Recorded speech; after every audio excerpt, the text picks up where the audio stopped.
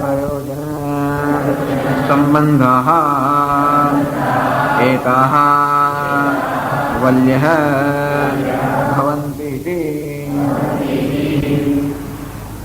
अतः તેથી કારણ કે આ પ્રકારે અનુબંધ ચતુષ્ટય સ્થાપિત થયો यथोक्त अधिकार विषय प्रयोजन संबंधायाः विद्यायाः अर्थात उपनिषद ने એટલે બ્રહ્મ વિદ્યા ને ઉપનિષદ કહેવામાં આવે છે પણ આ ગ્રંથ માટે ઉપનિષદ કેમ ઉપનિષદ શબ્દ કેમ વપરાય છે કારણ કે यथोक्त अधिकार विषय प्रयोजन संबंधायाः विद्यायाः આ વિદ્યા જેમાં કહ્યું તે પ્રમાણે અધિકારી વિષય પ્રયોજન સંબંધ આવા વિશિષ્ટ આવા અનુબંધ ચતુષ્ટય જેમાં છે એવી વિદ્યા તો આવી વિદ્યા જે છે કરતલ ન્યસ્ત અમલકવત પ્રકાશકત્વેન આ ઉપનિષદ જે ગ્રંથ છે એને વિદ્યા સાથે શું સંબંધ છે?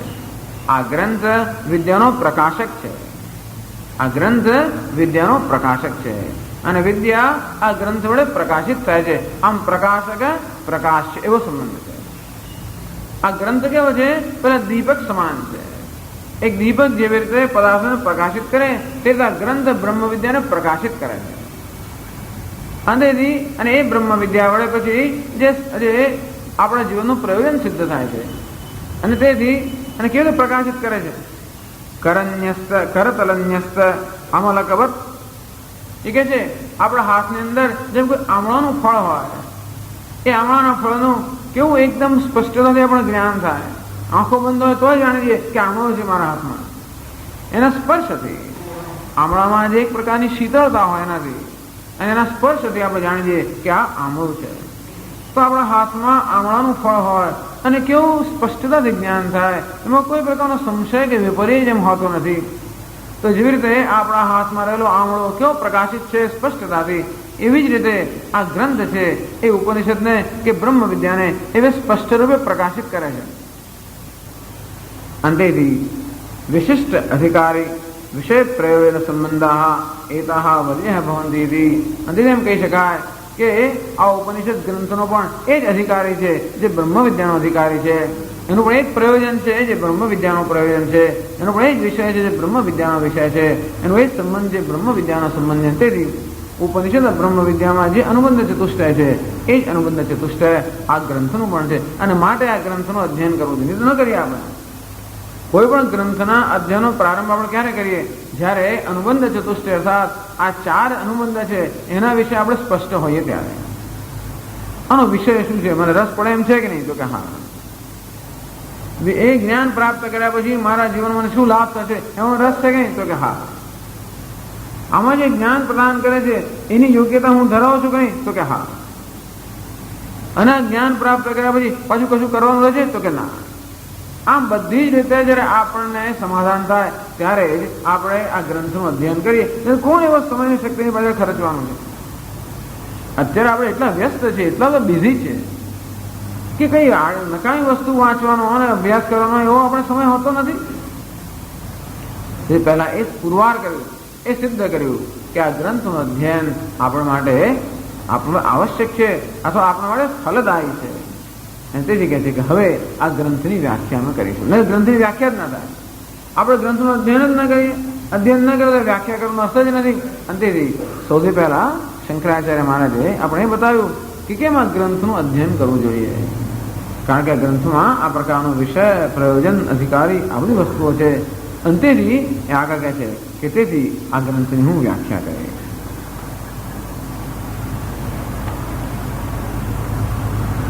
એટલે કહે છે આગળ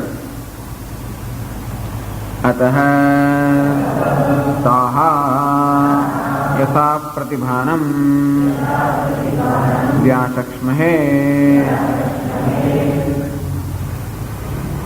અતઃ કારણ કે આ ઉપનિષદ જે ગ્રંથ છે એમાં એનું પ્રયોજન છે, એનો વિષય છે, એનો અધિકારી છે. અંતેથી આ ગ્રંથ વ્યાખ્યા છે અર્થાત વ્યાખ્યાન કરવા યોગ્ય છે. આ ગ્રંથ કેવો છે? અધ્યયન કરવા યોગ્ય છે અને તેથી વ્યાખ્યાન કરવા યોગ્ય છે. તેથી તાહા વલ્ય અને વલ્લીઓ ગયો કે સમજાવ્યું કે આ ઉપનિષદની 6 વલ્લીઓ છે. વલ્લીનો અર્થ છે લતા. કેવી લતા છે? કલ્પલતા. કલ્પલતાનો કેવો સ્વભાવ છે? જે પ્રકારની કલ્પના કરીએ, જે પ્રકારની ઈચ્છા કરીએ એ ઈચ્છાને પૂરી કરીને કહે છે કલ્પલતા. તો આપણા જીવનની સર્વ ઈચ્છાઓને પૂર્ણ કરનારી હોવાને કારણે આ ઉપનિષદના અધ્યાયને પણ વલ્લી કહેવામાં આવે છે. તેથી આ 6 વલ્લીનો આ ગ્રંથ જે ઉપનિષદ છે તાહા યથા પ્રતિભાનમ વ્યાચક્ષ્મહે, યથા પ્રતિભાનમ યથા જ્ઞાનમ વ્યાચક્ષ્મહે. આચાર્ય કહે છે કે અમે વ્યાખ્યા કરશું. કેવી વ્યાખ્યા કરશું? અમારી મતિ પ્રમાણે. યથા પ્રતિભાનમ, જેવું જ્ઞાન અમારામાં છે, જે પ્રતિભા અમારી છે એ પ્રતિભાને અનુરૂપ અમે વ્યાખ્યા કરીશું. એમ કરીને પોતાની નમ્રતા બતાવે છે. શંકરાચાર્યજી પોતાની નમ્રતા બતાવે છે કે ભાઈ એવું નહીં, એવું તો હું કઈ વાદ ન કરી શકું, દાવો ન કરી શકું કે હું આ વ્યાખ્યા કરીશ અંદરથી મહાન મહાન વ્યાખ્યા હશે, અંદરથી વ્યાખ્યાથી બધાને જ્ઞાન થઈ જશે, એવું કોઈ દાવો નથી કરતા. હું તેથી મારી મતિ પ્રમાણે, મારી સમજ પ્રમાણે કે મારા જ્ઞાન પ્રમાણે આ ગ્રંથની વ્યાખ્યા કરીશ. હવે પહેલા મંત્રનો પ્રારંભ થાય છે.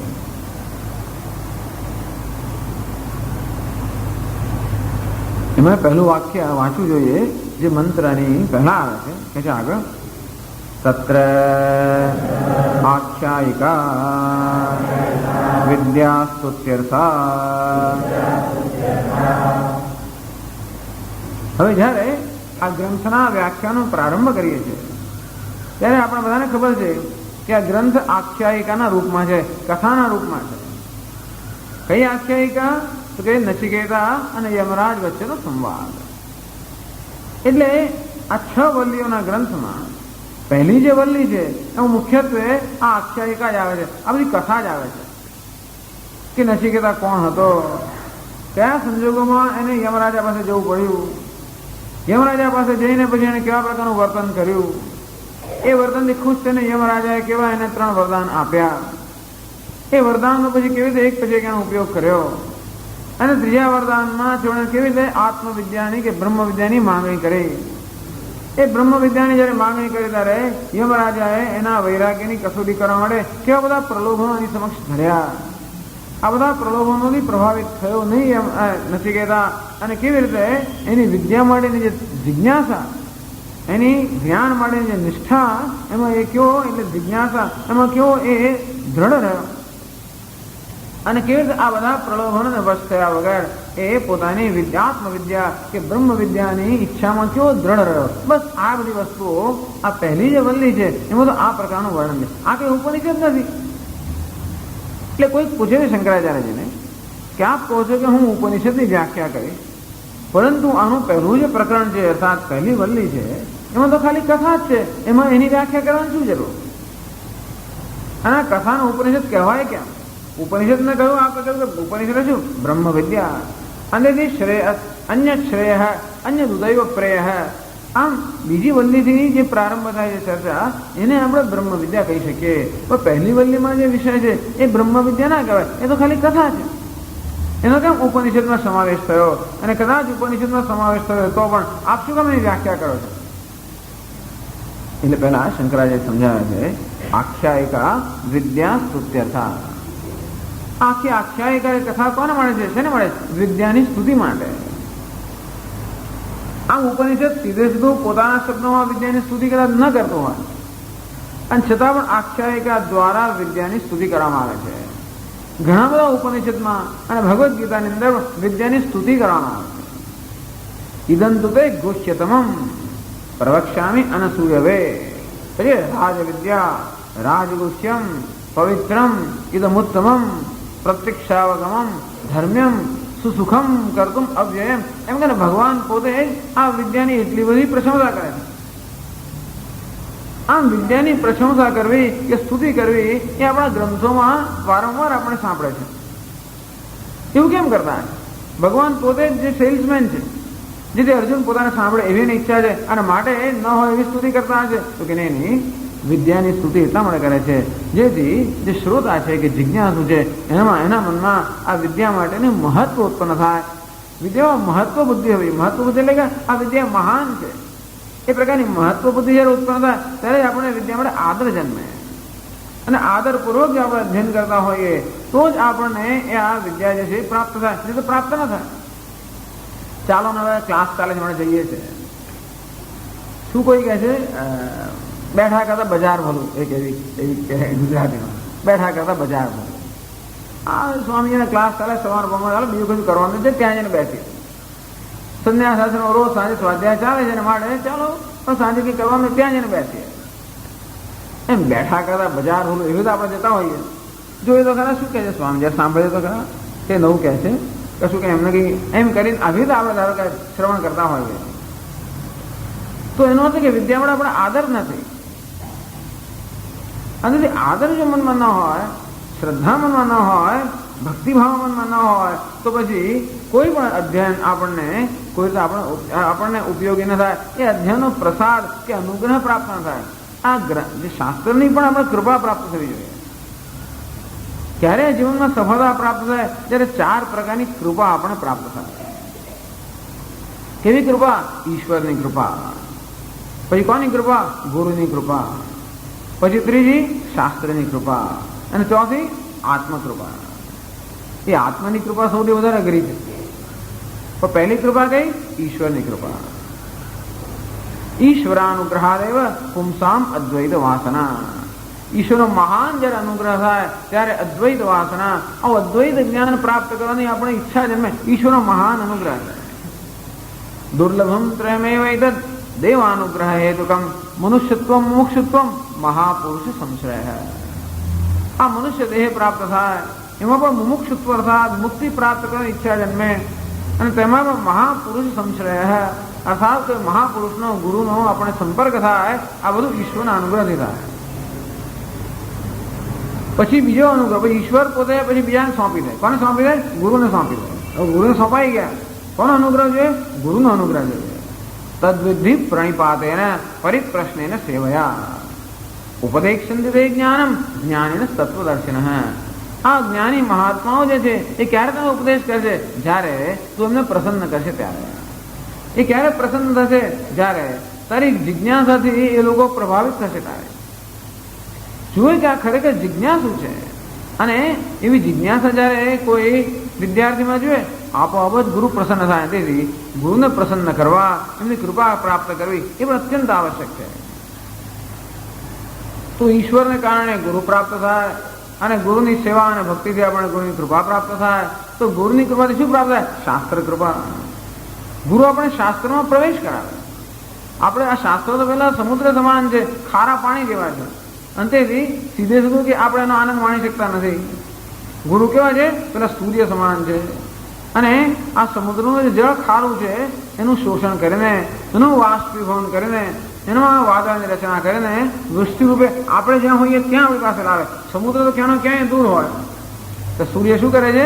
સમુદ્રના પાણીને મીઠું બનાવીને આપણે જે રીતે એનો ઉપયોગ કરી શકીએ, આપણે લાભ લઈ શકીએ એવા રૂપનું પરિવર્તન કરીને આપણે જ્યાં છે ત્યાં લાવે છે. આવી કૃપા.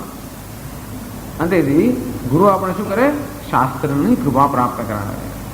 અને તો આ શાસ્ત્રનો આપણે આનંદ માણી શકીએ. શાસ્ત્રની કૃપા પ્રાપ્ત થઈ ક્યારે કહેવાય? શાસ્ત્રનો આપણે આનંદ માણીએ ત્યારે.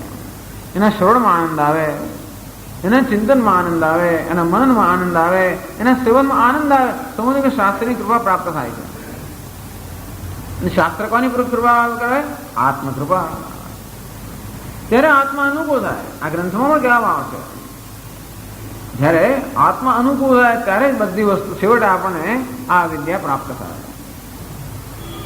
આત્મા ક્યારે અનુકૂળ થાય? મન જ્યારે પ્રસન્ન થાય. ધાતુ પ્રસાદાત મહિમાનમાત્મન કહેશે ઉપનિષદ કે ધાતુ પ્રસાદાત અર્થાત આપણો જે વ્યક્તિત્વ છે, આપણો દેહ, ઇન્દ્રિય, મન, બુદ્ધિરૂપી આ સંઘાત છે એ જ્યારે પણ અનુકૂળ બને, એ પ્રસન્ન બને ત્યારે વિદ્યા પ્રાપ્ત થાય. એ આત્મકૃપા. આવી બધી કૃપાઓ પ્રાપ્ત થાય ત્યારે આત્મજ્ઞાન પ્રાપ્ત થાય. અને આટલો બધો પ્રયત્ન કરવા કોણ તૈયાર થાય? જેને એમાં નિષ્ઠા છે, કમિટમેન્ટ છે, તત્પરતા છે. એવું ક્યારે હોય? જ્યારે આ વસ્તુ આપણા જીવનમાં અગત્યની છે એવું આપણે જ્યારે બરાબર એવું આપણા મનમાં દ્રઢ થયું હોય. આની અગત્યતા જીવનમાં અનેક બધી પ્રાયોરિટી છે આપણે.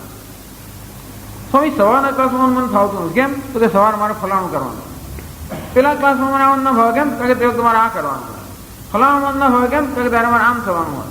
એમ અનેક પ્રકારના આપણી પાસે કારણો હોય છે કે જેથી ક્લાસમાં ન આવે કે અભ્યાસ ન કરીએ કે ન કરીએ. કેમ? કારણ કે બીજી અનેક અગત્યની વસ્તુ આપણે જીવનમાં છે. તો સ્વામી હું તો ડ્રોઈંગના ક્લાસમાં જાઉં છું, ફલાણા ક્લાસમાં, અનેક બધા હોય. કેમ? કારણ કે આ બધી ઘણી વસ્તુ આપણે સિદ્ધ કરવાની છે. અંતેથી એ બધું કામ પૂરું થયા પછી જયારે આપણે સમય મળે ત્યારે પછી આપણે આ કરીએ. અત્યારે અનુષ્ઠાન જીવન કેવું છે, છેલ્લામાં છેલ્લું કશું પહેલા બેઠા કરતા બજાર ભલું, બીજું કશું કરવાનું નથી, તે ચલો આ કરીએ. તમને એમ લાગે છે કે આ બ્રહ્મ વિદ્યા સસ્તામાં છે કે મફત બેસી રહી છે કે આહા મારી પાસે આવો, એવું નથી. આ તો બહુ અમૂલ્ય વસ્તુ છે. તેથી એ ક્યારે પ્રાપ્ત થાય? યમય વૈશ વૃણુતે તેન લભ્ય તસ્યૈષ આત્મા વિવૃણુતે તનુમ સ્વામ. યમે વૈશ વૃણુતે તેન લભ્ય. આત્મા કોને પ્રાપ્ત થાય? જેને આત્મા એક માત્ર જોઈએ છે. જીવનમાં આત્મા એક માત્ર જેને પસંદ કર્યો, એને બે સિવાય બીજું કઈ જેને જોઈતું નથી, એને આત્મા પ્રાપ્ત થાય. તેથી આપણે શાસ્ત્રની કૃપા પ્રાપ્ત થાય. ક્યારે આપણે આદર કરીએ ત્યારે, આપણે કોની કૃપા ક્યારે પ્રાપ્ત થાય? આપણામાં જયારે આદર હોય ત્યારે, આપણામાં જયારે શ્રદ્ધા અને ભક્તિ હોય ત્યારે જ કશાનો અનુગ્રહ કૃપા પ્રાપ્ત થઈ શકે.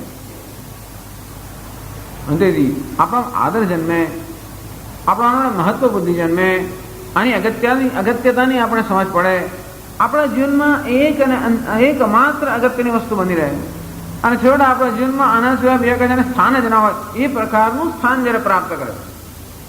એવું ક્યારે થાય? જ્યારે આમાં મહત્વ બુદ્ધિ જન્મે ત્યારે. એની મહાનતા કેમ ખબર પડે? આપણે ગ્રંથ વાંચી મહાનતા ખબર ના પણ પડે. અંદર એ પોતે એની સ્તુતિ કરવામાં આવે છે. એની મહત્તા ઉપનિષદ પોતે જ બતાવે છે. કેવું તો બતાવે છે કે જો નચિકેતા જેવા મહાન પુરુષ, એને 8 એટલા પ્રલોભનો મળ્યા, એને સ્વર્ગના પણ સુખ પ્રાપ્ત થયા, છતાં પણ એને તરછોડી દીધા. તો આ વિદ્યા કેવી અમૂલ્ય હશે, તો કેવી અમૂલ્ય હશે કે કેવી મૂલ્યવાન હશે કે જેથી આ બધી સિદ્ધિઓ અને બધા ભોગો સીધા પ્રાપ્ત થવા છતાં પણ એનો ત્યાગ કર્યો. એનો અર્થ એ થયો કે આ કેવી મહાન મૂલ્યવાન વિદ્યા હશે. આમ વિદ્યાનું મૂલ્ય આ આખ્યાયિકા દ્વારા બતાવવામાં આવે છે. અને એ રીતે પણ વિદ્યાનું મહત્વ આપણા હૃદયમાં જન્માવીને આપણામાં પેલી જિજ્ઞાસા જાગૃત કરે છે, તત્પરતા જાગૃત કરે છે. અને એ રીતે એ પણ બ્રહ્મ વિદ્યાનું અંગ બની ગયું. એટલે કે આપણામાં જે મહત્વ બુદ્ધિ છે, વિદ્યા માટેનો આદર જે છે, વિદ્યામાં જે શ્રદ્ધા ભક્તિ છે, વિદ્યા માટે તત્પરતા છે, એ વિદ્યા પ્રાપ્ત કરવા માટે આવશ્યક છે.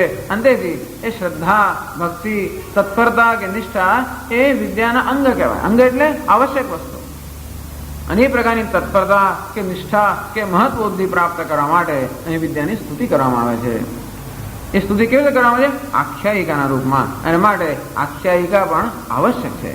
આખ્યાયિકા પણ ખૂબ અગત્યની છે, અર્થાત એ પણ એક અગત્યનો ભાગ ભજવે છે બ્રહ્મ વિદ્યામાં. એવું હોવાને કારણે શંકરાચાર્ય મહારાજ આ આખ્યાયિકાને પણ વ્યાખ્યા કરે છે. નહીં તો ના કરે. ભગવદ્ ગીતાની અંદર કઈ વ્યાખ્યા નથી કરતા, એમનું મૂળ પર આધાર રાખશે. ગમે તે હોય, ભગવદ્ ગીતામાં પહેલા અધ્યાયની વ્યાખ્યા જ નથી કરી.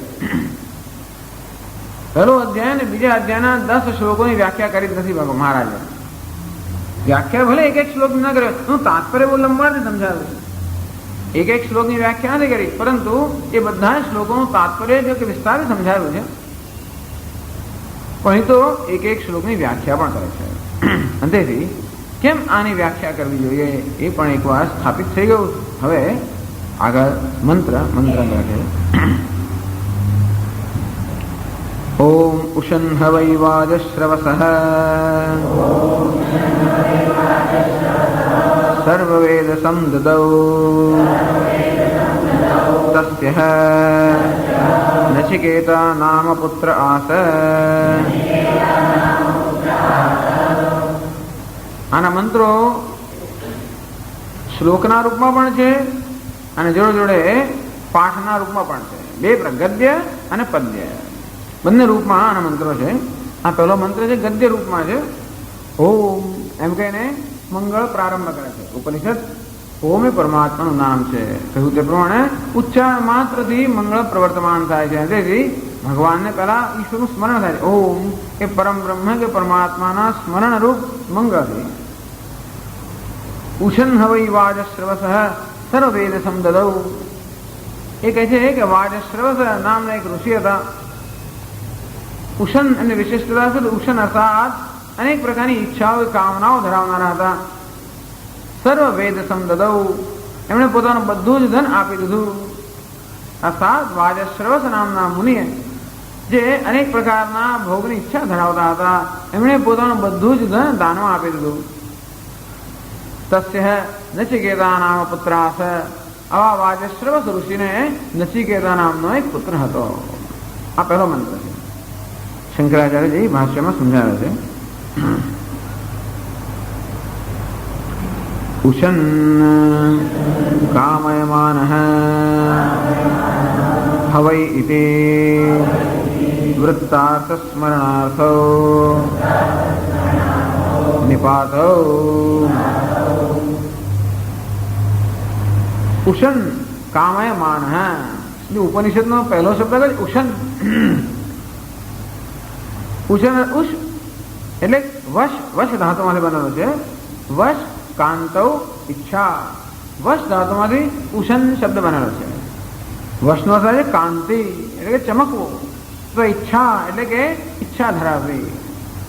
આમ વશ ધાતુમાંથી શબ્દ બન્યો, પ્રેઝન્ટ પાર્ટિસિપલ શું બન્યો? ઉશન. કામય એટલે શંકરાચાર્ય સમજાવે છે કામયમાન, અર્થાત જે કામના કામયમાન અથવા એટલે અનેક પ્રકારની કામનાઓ ધરાવતા હતા. હવઈ, હવઈથી નિપાતવ, આપણે અવ્યય છે હ અને વૈ, એમનો બીજો ખાસ અર્થ થતો નથી. એનો કંઈક અર્થ થાય કે જે વૃત્તાર્થ સ્મરણાર્થ, વૃત્ત અર્થાત જે બની ગયું છે તે, એ જે સ્મરણાર્થ એનું સ્મરણ કરવા માટે, આમ ભૂતકાળમાં જે બની ગયું છે એનું સ્મરણ કરાવવા માટે આ બે અવ્યયનો પ્રયોગ થયો છે, હ અને વૈ. આપણે ઇતિહાસ, ઇતિ હ આસ એટલે ઇતિહાસ. ઇતિ એટલે કે આ પ્રમાણે, હ એટલે કે કોઈક સમયે, આસ એટલે બન્યું, કોઈક સમયે આ પ્રમાણે બન્યું અને શું કહેવાય? ઇતિહાસ. એમાં હ આવો અવ્યય આવે છે, એનો અર્થ શું થાય? ઐતિહ્ય. કોઈક સમયે બન્યું હોય તે વસ્તુ આપણે અત્યારે કહેતા હોય એને શું કહેવાય? ઇતિહાસ. ઉશન હ, હ શું બતાવે છે? ઇતિહાસ બતાવે છે, ભૂતકાળમાં બની ગયેલી વસ્તુ. વૈ શું બતાવે? પ્રસિદ્ધ. આ પ્રસિદ્ધ વસ્તુ જે ભૂતકાળમાં બની ગઈ એનું અહીંયા વર્ણન કરે, એનું આપણે સ્મરણ કરાવે છે, એટલે વૃત્તાર્થ સ્મરણાર્થો નિપાતો. આગળ પછી કહે છે વાજમ અન્નમ તદ્દાનાદિ નિમિત્તમ શ્રવઃ યશઃ યસ્ય સહ વાજશ્રવાઃ રૂઢિતો વા તસ્ય અપત્યમ વાજશ્રવસઃ કિલ વિશ્વજિતા સર્વમેઘેન ઇજે તત્ફલમ કામયમાનઃ.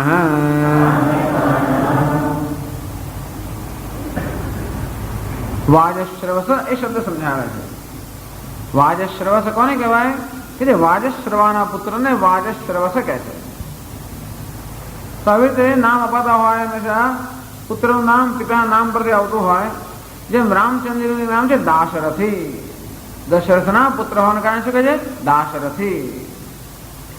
શ્રી કૃષ્ણ એક નામ શું છે? વાસુદેવ, વસુદેવના પુત્ર હોવાને કારણે વાસુદેવ. અને તે રીતે આ વાજશ્રવસ જે ઋષિ હતા એનું કેમ નામ પડ્યું? વાજશ્રવાના એ પુત્ર હોવાને કારણે એમને વાજશ્રવસ કહે છે. એના પિતાનું નામ હતું વાજશ્રવા. એના પિતાનું કેમ નામ વાજશ્રવા પડ્યું એ શંકરાચાર્ય સમજાવે છે કે વાજશ્રવા જે શબ્દ છે એમાં બે શબ્દો છે, વાજ અને શ્રવ. એ વાજમ અન્નમ, વાજ શબ્દનો થાય છે અન્ન, અને શ્રવસ શબ્દનો થાય છે યશ કે કીર્તિ. તો અન્નને કારણે જેને કીર્તિ પ્રાપ્ત થઈ હતી એવા ઋષિને કહે છે વાજશ્રવા. વાજમ અન્નમ તદ્દાન નિમિત્તમ શ્રવ યશ યસ્ય સહ વાજશ્રવા. વાજ અર્થાત અન્ન. આ અન્નનું દાન કરવાને કારણે જે અત્યંત પ્રસિદ્ધ હતા એવા જેવા ઋષિ હશે એને કહે છે વાજશ્રવા. અર્થાત આ જે વાજશ્રવસ છે એ નચિકેતાના પિતા છે. એ પોતે પણ ખૂબ પ્રસિદ્ધ છે, કારણ કે અત્યંત પ્રસિદ્ધ જે પિતાના પણ પુત્ર છે. એના પિતા પ્રસિદ્ધ હતા, શેના માટે? એમની કીર્તિ ફેલાયેલી હતી. શેના માટે? અન્નનું દાન કરવા માટે. એટલે બહુ પુણ્યશાળી જીવ છે. એના પુત્ર વાજશ્રવસ પોતે પણ પુણ્યશાળી હતા. એટલે ક્યાં તો એમનું નામ વાજશ્રવાહ આવું અન્નનું દાન કરવાને કારણે જે યશ પ્રાપ્ત થયો માટે થયું છે રૂઢિતો વાળો તો એમને જ નામ આપ્યું વાજશ્રવા એવું નામ આપી દીધું હોય. એટલે ઘણી વાર આપણે દીકરાના લક્ષણ જોઈને નામ આપતા હોઈએ અને ઘણી વાર એવા લક્ષણ આવે એટલા માટે નામ આપતા હોઈએ. ઘણી વાર આપણે ઈચ્છીએ કે ચાલો નામ આપણે પાડીએ સારું એટલા માટે કે એનું નામ યાદ કરી કરીને કંઈક એનામાં ગુણ આવે. તો ક્યાં તો વાજશ્રવાનું નામ પાડ્યું છે અથવા તો એ ખરેખર એવી રીતે પ્રસિદ્ધ હોવાને કારણે વાજશ્રવા નામ પડ્યું છે. તસ્ય અપત્યમ વાજશ્રવસ આવા વાજશ્રવાના પુત્રને કહે છે વાજશ્રવસ. ઉષન્હ વૈ વાજશ્રવસ સર્વ વેદ સમદદૌ એણે પોતાના બધું ધન જે હતું એનું દાન કરી દીધું. શા માટે બધા ધનનું દાન કર્યું હશે એ તો અહીં ઉપનિષદમાં કહ્યું નથી. એટલે શંકરાચાર્ય સમજાવે છે કે કોઈ એવો પ્રસંગ હોવો જોઈએ જ્યારે આ વાજશ્રવા મુનિએ પોતાના બધાએ ધનનું દાન કર્યું છે. હવે કહે છે વિશ્વજિતા સર્વમેધેન ઇજે. તો એવો વિશ્વજિત યાગ છે કે જેમાં બધાએ ધનનું દાન કરવાનું હોય છે. શેના માટે? તત્ફલમ કામયમાન. આ વાજશ્રવસ મુનિએ વિશ્વજિત નામનો યજ્ઞ સર્વમેધેન અથવા સર્વમેધ યજ્ઞ જે છે વિશ્વજીત એમાં જે કંઈ પોતાની પાસે હોય એ વિશ્વને જે આપણે જીતાડી આપે એમાં એક અગત્યતા એટલે એમાં એની એક વિલક્ષણતા એ છે કે પોતાનું જે કંઈ ધન હોય એ બધાનું દાન કરી દેવાનું. તો શું ફળ પ્રાપ્ત થાય? સ્વર્ગ ફળ પ્રાપ્ત થાય. વાજશ્રવસ કેવા છે? ઉષન અર્થાત કામયમાન. આમ એમને ધનનું દાન ન કર્યું, એમણે વિશ્વજીત યાગ કર્યો. એ યાગમાં એમણે પોતાના બધા ધનનું દાન કરી દીધું. શેનું દાન કર્યું? એમ કરવાથી અર્થાત આ વિશ્વજીત યાગ કરવાથી જે ફળ પ્રાપ્ત થાય છે એ ફળમાં એમની કામના હતી. શું ફળ પ્રાપ્ત છે? સ્વર્ગ ફળ પ્રાપ્ત થાય. આજના જમાનામાં સ્વર્ગ નરકની કોઈ અગત્યતા આપણે એમાં માનતા પણ નથી. સ્વર્ગ હશે નહીં હોય સ્વામી, કોણ જેવું સ્વર્ગ? આવું સ્વર્ગ નરક નામની વસ્તુ હોય છે? ઘણા લોકો કદાચ જૂના વિચારો ડરતા છે નરક વગેરે, પણ આજના જમાનાના લોકો સ્વર્ગના નરકની કોઈ એવી ચિંતા કરતા હોતા નથી. પણ એ જમાનામાં વૈદિક કાળની અંદર દરેક મનુષ્ય માટે સ્વર્ગ બહુ અગત્યની વસ્તુ હતી. અંતેથી આ જીવન દરમિયાન જ આપણા મૃત્યુ પછી કયા પ્રકારનો લોક આપણે પ્રાપ્ત થશે એ બહુ અગત્યની વસ્તુ હોવાને કારણે ત્યારથી અત્યારથી પ્લાન કરે. જેમ અત્યારે આપણે લાઈફ ઇન્સ્યોરન્સ લેતા હોઈએ, જીવન વીમો લેતા હોઈએ, ફિક્સ ડિપોઝિટ એમ કરી કેમ ભવિષ્યના માટે આપણે એવી તૈયારી કરતા હોય જેથી ભવિષ્યમાં આપણે સુખથી કે સગવડથી રહી શકીએ. આપણે જ્યારે યુવાન હોઈએ ત્યારે ભવિષ્યની કેવી તૈયારી કરતા હોઈએ છીએ. જેવી રીતે એ જમાનાની અંદર મનુષ્યો આ જીવન જ્યારે જીવતા હોય ત્યારે પણ ભવિષ્યને અર્થાત આ મૃત્યુ પછી જે પરલોકની તૈયારી કરતા હોય અને એવી ઈચ્છા ધરાવતા હોય કે આપણે આપણું મૃત્યુ થયા પછી સ્વર્ગમાં આપણને સ્થાન મળે અને ત્યાં આપણે સુખેથી જીવી શકીએ. એ સ્વર્ગ ક્યારે મળે? અમુક પ્રકારના વૈદિક કર્મ એટલે જે વિધાન કરે એવો કર્મ કરે ત્યારે. એવો વિશ્વજીત એવો એક યાગ છે જે યાગ સારી રીતે કરવામાં આવે તો આપણને એનું ફળ મળે. અર્થાત આ યાગ જે કરવામાં આવતો હતો એ ફળની ઈચ્છાથી કરવામાં આવતો હતો. બહુ અગત્યની વસ્તુ છે. ઘણી વાર આપણે પૂજા પાઠ બધું કરતા હોઈએ છીએ તો કોઈ ફળની ઈચ્છા રાખતા હોતા નથી. તો કર્મ ફળની ઈચ્છાથી કરવામાં આવ્યું છે કે માત્ર ઈશ્વરને પ્રસન્ન કરવા માટે કે પોતાની પ્રસન્નતા માટે કરવામાં આવ્યું છે એ અગત્યનું છે. ફળની ઈચ્છાથી કરવામાં આવે તો બધા પછી એ કર્મને યોગ્ય રીતે કરવું પડે. જે રીતે એમાં એના વિધાન કરવામાં આવ્યું હોય એ બધા વિધિ વિધાન અને અનુરૂપ કર્મ કરવું પડે. જો ફળની ઈચ્છા હોય તો, નહીંતર આપણને ફળ ના મળે.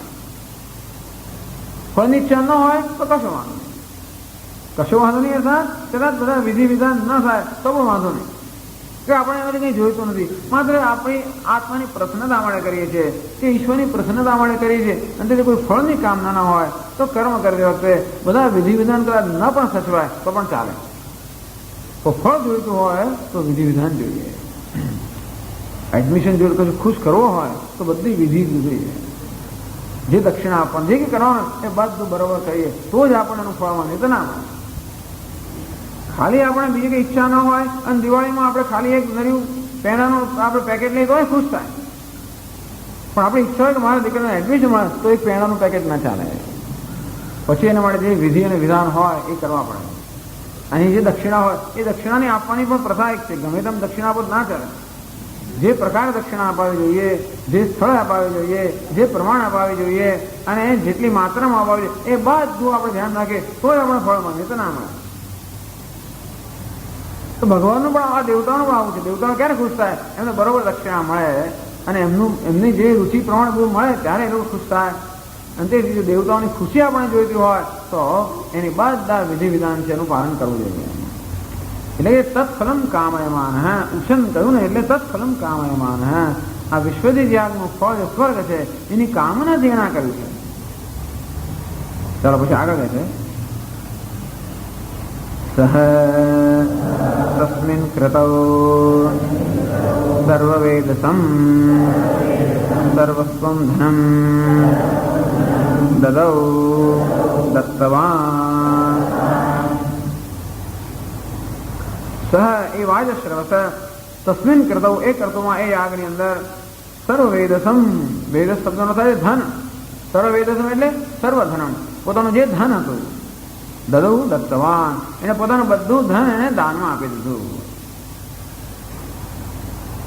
પછી આગળ કહે છે તસ્ય યજમાનસ્ય નચિકેતા નામ પુત્ર કિલ આસ બભુવ. તસ્ય એટલે તસ્ય યજમાનસ્ય આ યજમાન હતા જે વિશ્વજીત યાગ કરતો હતો કે સર્વમેધ યાગ એમાં સર્વધન દાન કરવાનું હોય તો યાગ કરનાર વાજશ્રવસ જે યજમાન છે એને નચિકેતા નામ પુત્ર આસ.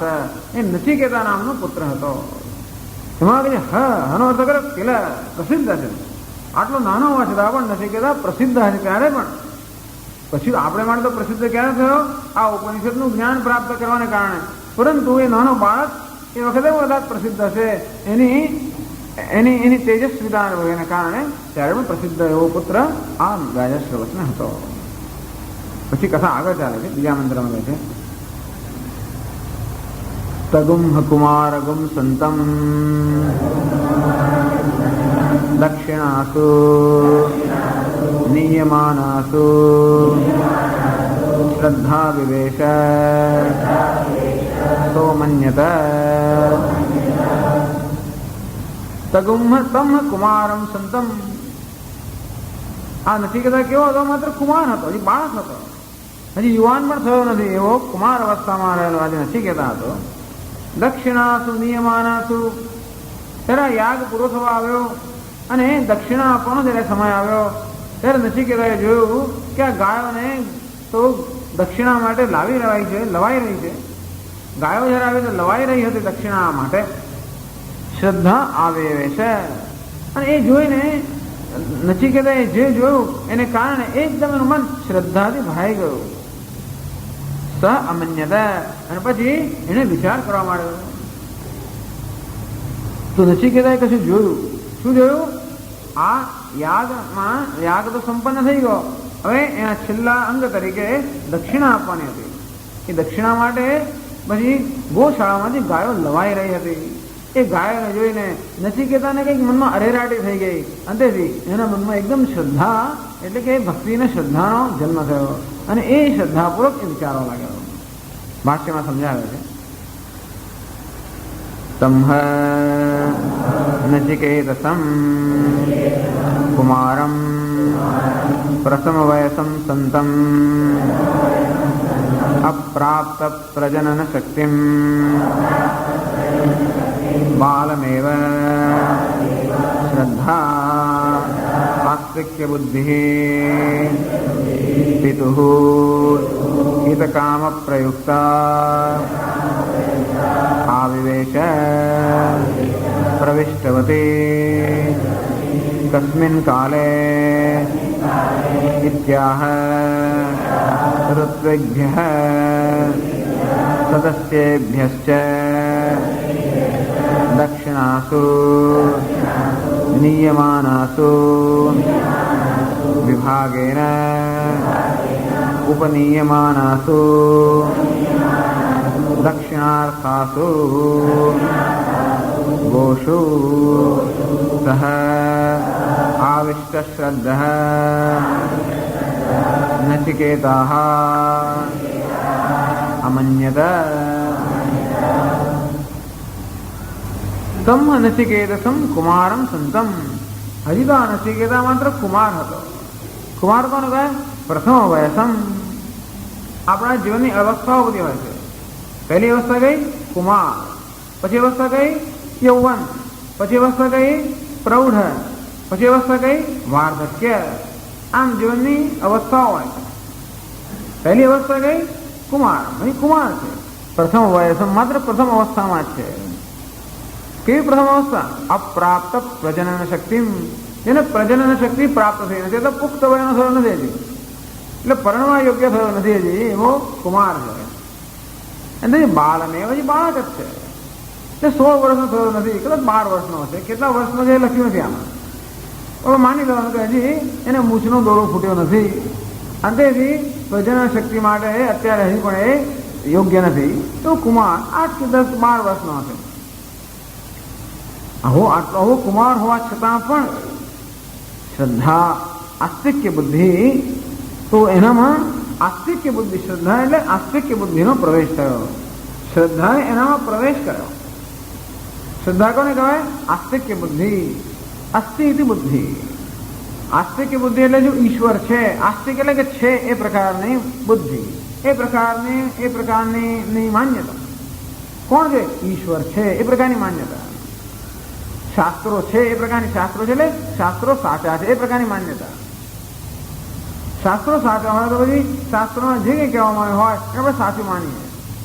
એ સાચું માનતા હોઈએ તો આપણે એના પ્રત્યે આદર હોય, અને તો પછી આપણે પણ આપણું જીવનનું સંચાલન એ શાસ્ત્રના આદેશો પ્રમાણે કરીએ, તો એને કહેવાય આસ્તિક્ય બુદ્ધિ.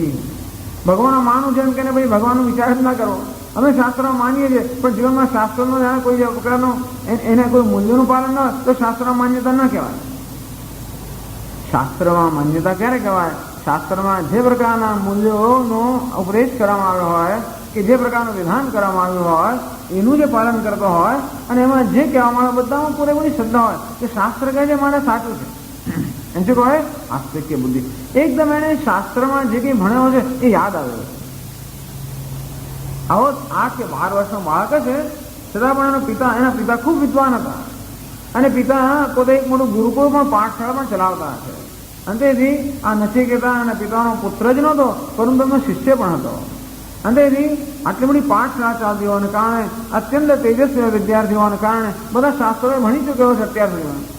અંતેથી એને જ્યારે આ વસ્તુ થતી જોઈ કે દક્ષિણા માટે આ પ્રકારની ઘરડી અને બધી આવી ગાયો, નિષ્ફળ ગાયો જે છે, કોઈ પ્રકારના જેનો નિરુપયોગી જે ગાયો છે, એવી ગાયો જ્યારે લવાઈ રહી હતી ગૌશાળામાંથી, આવી ગાયોને જ્યારે એને જોઈ ત્યારે મનમાં શાસ્ત્રમાં એ જે જાણતો હતો, કે શાસ્ત્રમાં એને જે જ્ઞાન પ્રાપ્ત, એ વસ્તુને મનમાં યાદ આવી ગઈ. કેમ યાદ આવી ગઈ? પિતુહુ હિતકામ પ્રયુક્તા. પિતાનું હિત, એના મનમાં શું હતું? પોતાના પિતાનું હિત કેમ થાય? જો આટલો બાળક હોવા છતાં પણ માતૃદેવો ભવ પિતૃદેવો ભવ, આમ પિતાને પણ એ દેવ સમાન ગણતો હોવાને કારણે આપોઆપ જ એના મનમાં આ પ્રકારની શ્રદ્ધા જન્મી કે મારા પિતાનું હિત કેમ થાય. એને જોયું કે અત્યારે જે થઈ રહ્યું છે એથી મારા પિતાનું અહિત થશે. આ પ્રકારની ગાયોનું દાન જે થઈ રહ્યું છે એને કારણે મારા પિતાનું અહિત થશે. અંતેથી એના મનમાં એકદમ અનુકંપા જાગી પોતાના પિતા માટે, ક્યારે રે મારા પિતાનું કેમ હિત થાય. પિતુહુ હિતકામ પ્રયુક્તા શ્રદ્ધા આવિવેશ પ્રવિષ્ટવતી. અર્થાત એને પોતાને વિચાર કરવાની જરૂર ના પડી, શ્રદ્ધાએ જાતે એનામાં પ્રવેશ કર્યો, એને સંસ્કાર બતાવે. આપણે વિચાર કરી કરીને શ્રદ્ધા ઉત્પન્ન કરી જુદી વસ્તુ છે, પણ એના સંસ્કાર જ એવા હતા કે જેવી આ વસ્તુને જોઈ તરત આ પ્રકારની શ્રદ્ધાએ એનામાં પ્રવેશ કર્યો. કસ્મિન કાલે, કયા સમયે આ પ્રકારની શ્રદ્ધા કે અનુકંપા એનામાં જાગૃત થઈ? ઇત્યાહ ઉપનિષદ પોતે જ કહે છે, દક્ષિણાસુ નિયમાનાસુ. તો જ્યારે દક્ષિણા માટેની ગાયો ત્યાં લવાઈ રહી હતી, ઋત્વિભ્ય સદસ્યેભ્ય. જો આવું મોટો જ્યારે યાગ થઈ રહ્યો હોય ત્યારે દક્ષિણા કોને આપવાની હોય? જે બધા પંડિતો હોય એને ઋત્વિક કહેવામાં આવે છે. તો જે બધા પંડિતો આ યાગ કરાવનારા હોય એ બધા પંડિતોને દક્ષિણા આપવાની હોય. ઘણા બધા પંડિતો હોય. એટલું જ નહીં, પરંતુ ઘણા બધા આપણે મહેમાનોને પણ નિમંત્રિત કરતા હોઈએ છીએ. આપણે ઈચ્છીએ કે આવો જ્યારે યાગ, આવું મહત્વનું કાર્ય જ્યારે ચાલી રહ્યું હોય, આપણું શુભ કાર્ય જ્યારે ચાલી રહ્યું હોય ત્યારે આપણે કોઈ વિદ્વાનોને બોલાવીએ, બીજા ઋષિમુનિઓને બોલાવીએ, બીજા બ્રાહ્મણોને બોલાવીએ. કારણ કે આવા પવિત્ર મનુષ્યોની ત્યાં હાજરી હોય તો આ કર્મ પણ વધારે સારું થાય. એટલે જ્યારે આપણે ત્યાં સત્યનારાયણની પૂજા કશું પણ હોય ત્યારે બધાને બોલાવતા હોઈએ. ખાલી સગાવાળાને બોલાવીએ એટલું જ નહીં, પરંતુ પણ એવી પણ વ્યક્તિઓને બોલાવીએ જે આ સ્થાનને શોભાવે અને જેથી આ જે શુભ કર્મ થઈ રહ્યું છે એ શુભ કર્મ જે છે એ વધારે અસરકારક બને. અને તેથી બે પ્રકારના લોકો છે. એક તો ઋત્વિકો અર્થાત પંડિતો છે, બ્રાહ્મણો છે, વૈદિક પંડિતો છે, અને બીજા કયા છે? સદસ્ય અર્થાત સભામાં આવેલા છે, નિમંત્રિત મહેમાનો છે. એ બધાને દક્ષિણા આપવાની હોય. ખાલી ઋત્વિક એટલે બ્રાહ્મણોને પંડિતોને તો આપીએ, પણ જો આ મહેમાનો જેના પર નિમંત્રિત કર્યા છે એમને પણ દક્ષિણા આપવાની હોય. ઋત્વિજ્ઞ સદસ્ય કે છે ને મહિન્દ્ર સ્તોત્રની અંદર કે જ્યારે દક્ષ પ્રજાપતિ યાગ કરતા હતા ત્યારે ઋષિનામાર્તજ્યમ શરણ સદસ્યા સુરગણા. આ ઋષિઓ બધા પંડિતો હતા, ઋત્વિક હતા, અને દેવતાઓના સદસ્ય એટલે સભાના સભ્યો હતા. હવે તો બધાને બોલાવવામાં આવતા હોય તે બધાને દક્ષિણા આપવાની હોય, પણ બધાને સરખી દક્ષિણા ના હોય, બધાને જુદી દક્ષિણા હોય, જેવું જેનું સ્થાન. પંડિતોમાં પણ અગત્યતા હોય છે. બધી મુખ્ય પંડિતને વધારે હોય અને આશિષાનંદ થોડી ઓછી હોય વગેરે એ રીતે સદસ્યોમાં પણ બધા સરખા હોય, બધાનું સ્થાન જુદું જુદું હોય, બધાનું આસન જુદું જુદું હોય, બધાની દક્ષિણા જુદી જુદી હોય. એવું કહીએ જ ને.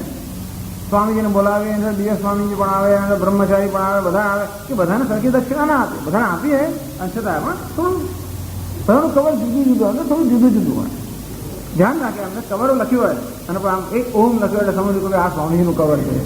બીજું કશું લખ્યા ભૂલી જાય. 10-15 કવર હોય એટલે કોનું કવર એ ભૂલી જવાય. એટલે પહેલા આમ એક ખૂણામાં લખી રાખે. તેથી આપણે ધ્યાન રહે એ અગત્યની વસ્તુ છે. કારણ કે દરેકને એમના યોગ્યતા, આપણે જેની યોગ્યતા સમજીએ એ પ્રમાણે દક્ષિણા આપવાથી હોય. ચાલો.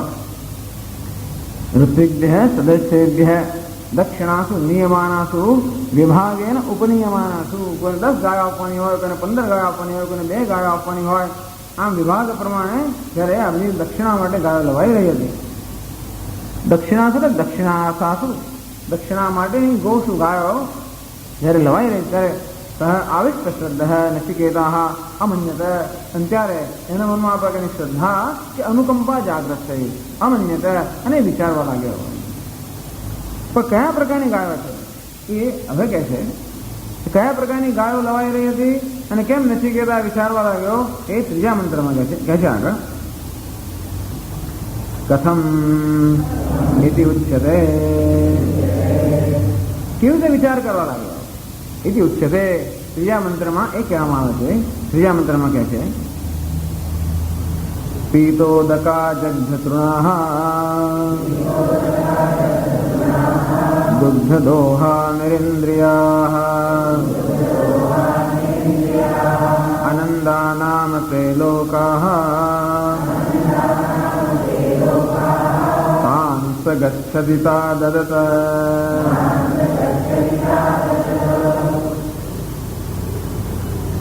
પીતોદકાઃ જગ્ધતૃણાઃ દુગ્ધદોહા નરેન્દ્રિયાઃ.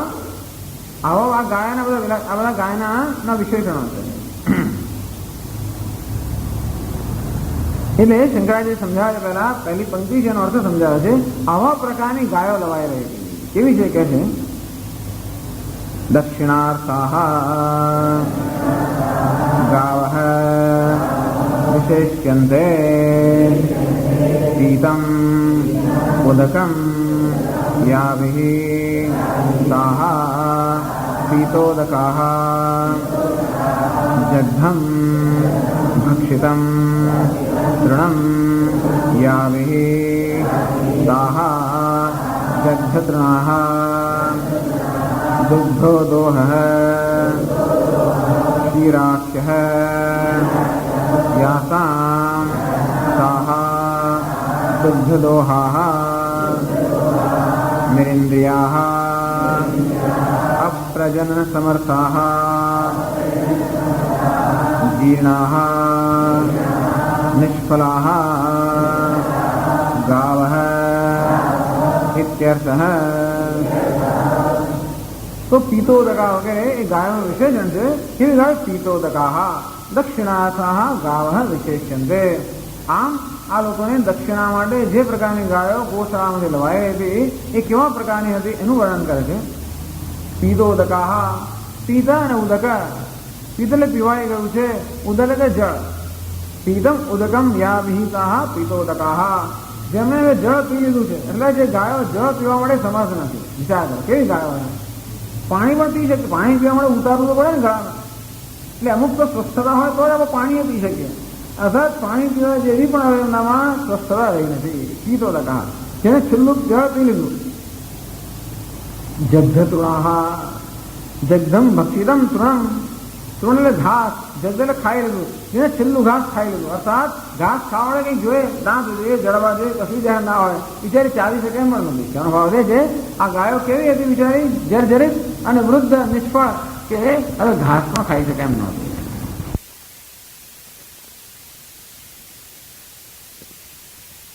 પ્રસંગ નહીં આવતો હોય તો બિચારી ગાયો ગમે તે ખાતી હોય, પ્લાસ્ટિક પણ ખાઈ જતી શકે, જે હોય ખાઈ જાય. પણ આ ગાયો કેવી છે, ઘાસ પણ ખાઈ શકે એવી નહોતી. જગદતૃણા, હા જગદમ ભક્ષિતમ તૃણમ વ્યાપી તાહા જગદતૃણા. એટલે હવે ઘાસ ખાવા માટે પણ એ હવે એમને એવી શક્તિ નથી. દુગ્ધ દોહા, દૂધ તો આપી જ ના શકે. દુગ્ધો દોહ શિરાખ્ય યાતામતા દુગ્ધ દોહા, જેને છેલ્લી વાર દોહી લેવામાં આવે છે, જેમના છેલ્લી વાર દૂધ દોહી લેવામાં આવે છે, અર્થાત હવે એ દૂધ આપવા માટે પણ સમર્થ નથી. શું કહે, વસુકી ગાયો હોય એ દૂધ પણ ના મળે એવી ગાયો. નિરેન્દ્રિયા અપ્રજન સમર્થા, કે વાછરડાને જન્મ આપી શકે એમ પણ નથી. ધારો એ નકામી હોય તો વાછરડાને જન્મ આપી શકે એમ તો પણ વાંધો, એ તો પણ નિરેન્દ્રિયા અપ્રજન સમર્થા. જીર્ણા નિષ્ફલા, આવી ગાયો હોય જ એ મને તો કલ્પના નથી આવતી. આવી ગાયો જીવતી હોય અને ગાયો અનેક આવી હોય, પણ એક આશ્ચર્યની વાત છે. કયા પ્રકારની ગોશાળા હશે એની પાસે, જેમાં આવી ગાયો આપણે મને ત્યાં પાંજરાપોળ જેવું હશે એમની પાસે. કંઈ આવી બધી ગાયો હોય પાંજરાપોળની અંદર, બિચારી લૂલી લંગડી અને બીજી રીતે નિષ્ફળ. જીર્ણા નિષ્ફળા, એનું આપણે ત્યાં તો બધી ગાયોમાંથી છેલ્લું બધું પૂરેપૂરું એનું ચૂસી લીધા પછી એને મોકલી આપે. ક્યાં તો કે પાંજરાપોળમાં. આવી કંઈ ગાયો હશે ભાઈ. જીર્ણા નિષ્ફળા ગાવ ઇત્યર્થ. અંતેથી આ જીર્ણ જર્જરિત નિષ્ફળ, નિષ્ફળ કહે છે કે એનું છાણ પણ ઉપયોગી ના થાય. છાણ પણ કેવું છે, અહીંયા ટીકાકાર સમજાવે છે, એ પણ કેવું છે, પ્રવાહી હોવાને કારણે છાણ પણ ઉપયોગી નથી. એટલે બધી જ રીતે નિષ્ફળ નિરુપયોગી આવી ગાયો જે છે. આવી ગાયો દક્ષિણાસુ નિયમાનાસુ, આવી ગાયો દક્ષિણા માટે લવાઈ રહી છે. વિચાર કરો, પંડિતોને ને બ્રહ્મ આવી ગાયો આપે તો શું કરે બિચારા, માથે જ પડે ને. આવી ગાયો કોઈને આપે તો માથે પડે, એટલે ઘેર જઈને કરે છે ઉલટી, એને માથે ઉલટી સાથે પડે. અંતેથી આવી ગાયો બ્રાહ્મણને આપતા હતા. એટલે કે અનંદાનામ તે લોકા તાંસ ગચ્છતિ તાદદ. હવે નચિકેતા વિચાર કરવા લાગ્યો. નચિકેતા શું વિચાર કરે છે, આનંદાહ નામ તે લોકા. આ જગતની અંદર આનંદા એટલે કે જેમાં આનંદ નથી, જેમાં દુઃખ છે, એ પ્રકારના લોક છે. નરક એવા બધા અધોયોગી એ પ્રકારના પણ લોક છે, જ્યાં આનંદનો કોઈ લેશ પણ નથી. એવા જ લોક છે. તાંસ ગચ્છતિ તાદદ. આવી ગાયોનું દાન જે કરે એ આવા પ્રકારના લોકને પ્રાપ્ત થાય, એવું નચિકેતાને એકદમ યાદ આવે. નચિકેતા શાસ્ત્ર ભણ્યો હોવાને કારણે આવી ગાયો જયારે દક્ષિણા માટે લવાઈ રહી હતી ત્યારે એકદમ જ એને યાદ આવ્યું કે આ પ્રકારની નિષ્ફળ ગાયનું દાન જે કરતા હોય એ આનંદા અર્થાત દુઃખમય જે લોક છે એમાં એમની ગતિ થાય છે. અને તેથી એના હૃદયમાં અનુકંપા જાગે, તેથી એના હૃદયમાં શ્રદ્ધા જાગે કે અરે મારા પિતાનું શું થશે. અને તેથી વિચારવા લાગ્યો કે તો શંકરાચાર્ય સમજાવે છે, યાહા તાહા એવં ભૂતાઃ ગાઃ ઋત્વેભ્ય દક્ષિણા બુદ્ધ્યા દદત પ્રયચ્છન્ન આનંદાઃ અનાનંદાઃ અસુખા નામ ઇત્યેતદ યે તે લોકાઃ તાન સહ યજમાનઃ ગચ્છતિ. યઃ તાઃ એવં ભૂતાઃ ગાઃ ગૌઃ ગાવઃ ગૌઃ ગોઃ ગો ગૌ ગાવો ગાવઃ. તો ગાવઃ એટલે ગૌ શબ્દ છે, ગો શબ્દ છે, ગો શબ્દનો બહુવચન ગાવઃ. ગૌઃ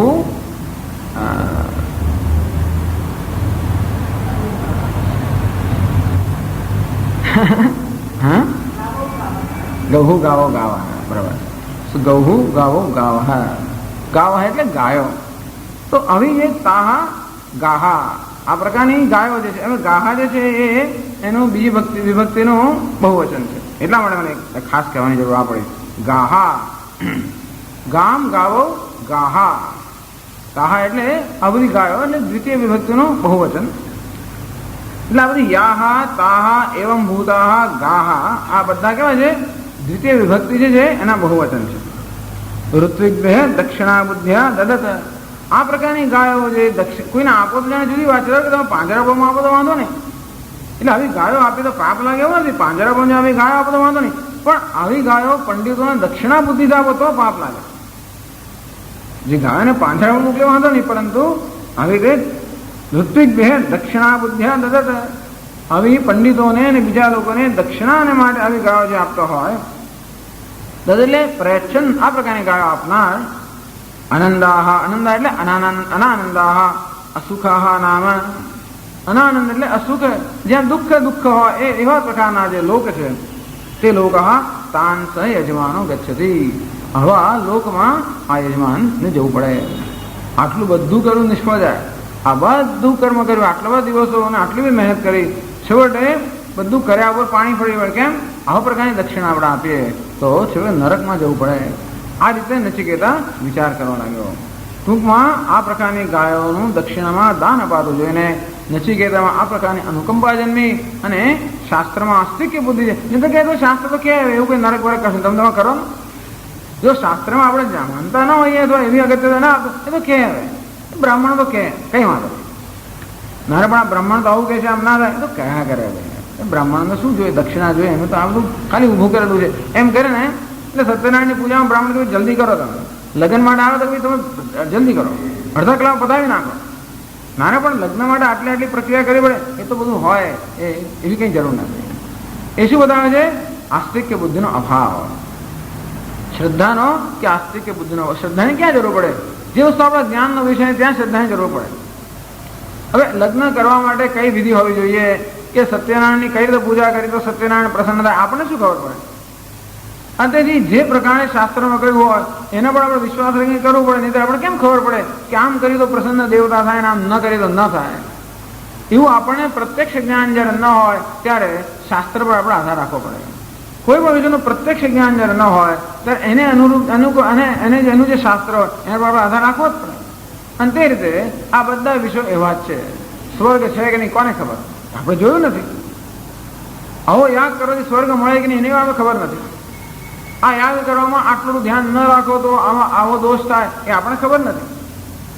અને તેથી આ બધી વસ્તુઓનો આધાર, આ બધી વસ્તુઓ આપણે ક્યાંથી જ્ઞાન થાય એનું? શાસ્ત્રમાંથી. અને શાસ્ત્રનો શબ્દ આપણે સ્વીકારી લેવો પડે. સ્વામીજી પ્રશ્ન કરે, પણ ભગવદ્ ગીતાનો ઉપદેશ આમાં કુરુક્ષેત્રના મેદાનમાં અપાયો તો આટલી બધી વાર સુધી ગીતાનો ઉપદેશ થયો ત્યારે બધા ઉભા રહ્યા, ત્યાં આગળ શું થયું? ત્યાં આગળ તે આપણે થાય કે ના ના ના આ તો કઈ રણ મેદાનમાં બીજે કંઈ અપાયો છે, આમ બીજું જાત જાતની કલ્પના આપણે કરી. એનો શું ઉત્તર આપણી પાસે? કોઈ ઉત્તર નથી. એક જ ઉત્તર કે મહાભારત છે એના પર પ્રમાણ ગ્રંથ માનીએ છીએ. કારણ કે મહાભારતના રચયિતા વેદ વ્યાસ છે, એના પર ભગવાન માનીએ છીએ. અને માટે એ કહે છે માટે આ સાચું છે. બાકી બીજી કોઈ દલીલો, એક જણા દલીલ કરે બીજો બીજી દલીલ કરે એનું કંઈ અંત જ નથી. શાસ્ત્રીય પ્રમાણ હોય તે આપણી દલીલ આપણે નથી કરતા, એ છે કે સ્વીકારી લેતા હોઈએ. શ્રાદ્ધ કેમ કરવું? આ બ્રાહ્મણો છે ને સ્વામી જાત જાતનું બધું માંગતા હોય છે. આપણને એમ લાગે આ બ્રાહ્મણો કંઈ બધી દક્ષિણા માટે જ જાતનું બધું કરતા હોય. શક્ય કરતા હોય એટલે કંઈ ના કરતા એવું નથી, પરંતુ અમુક બધી જે વિધિ હોય એ વિધિ અને વિધાનોનું જ્ઞાન શાસ્ત્રમાંથી જ પ્રાપ્ત થાય. એમાં શ્રદ્ધા હોય તો આપણે કરી શકીએ, એ તો ન કરીએ. અને તેથી નચિકેતાને શાસ્ત્રમાં શ્રદ્ધા હોવાના કારણે એના મનમાં આ પ્રકારે વિચાર આવ્યો કે અરે શાસ્ત્રમાં તો કહ્યું છે કે આ પ્રકારની ગાયોનું દાન કરવામાં આવે તો એને નરકમાં જવું પડે. અને તેથી મારા પિતાને નરકમાં જવું પડશે એ પ્રકારની અનુકંપા એનામાં જાગૃત થઈ. આપણે એમ કે નરકમાં જતો મારે શું? ધારો કે પિતાને નરકમાં જવું પડે એમનું કામ, મારે શું? જેવું કર્યું એવું ભોગવે છે, આપણે એવું કહી દઈએ તો કે નહીં નહીં હું પુત્ર છું માટે મારા પિતાને દુઃખ પડે એવું ન થવું જોઈએ. એટલે કહ્યું ને પિતુહુ હિતકામ પ્રયુક્તા શ્રદ્ધા આવે છે. કયા પ્રકારની શ્રદ્ધા એનામાં જન્મી? તો કે પિતાનું હિત કેમ થાય એ પ્રકારની શ્રદ્ધા એનામાં જન્મી. અને તેથી આ પ્રકારે વિચારવા લાગ્યો. હવે આગળ કહેશે આવતીકાલે આગળ અભ્યાસ કરશો. ॐ पूर्णमदः पूर्णमिदं पूर्णात् पूर्णमुदच्यते पूर्णस्य पूर्णमादाय पूर्णमेवावशिष्यते। ॐ शान्ति शान्ति शान्तिः। शङ्करं शङ्कराचार्यं केशवं बादरायणं सूत्रभाष्यकृतौ वन्दे भगवन्तौ पुनः पुनः। ईश्वरो गुरुरात्मेति मूर्तिभेदविभागिने व्योमवद्व्याप्तदेहाय दक्षिणामूर्तये नमः। ॐ शान्ति शान्ति शान्तिः। हरि ओम श्री गुरुभ्यो नमः। हरि ओम।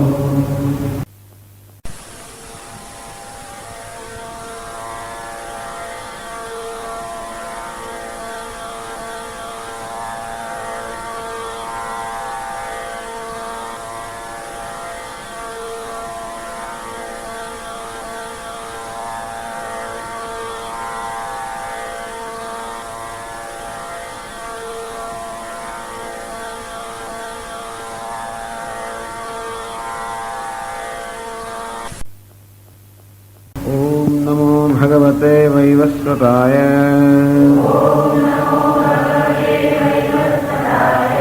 मृत्यवे ब्रह्मविद्याचार्याय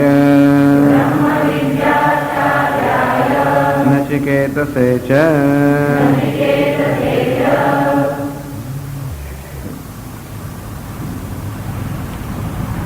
ॐ उषन्हवै वाजश्रवसः सर्ववेदसं ददौ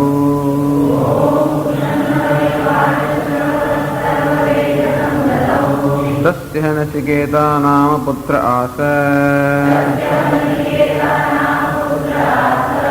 तगुंहकुमारगुं सन्तं दक्षिणासु नीयमानासु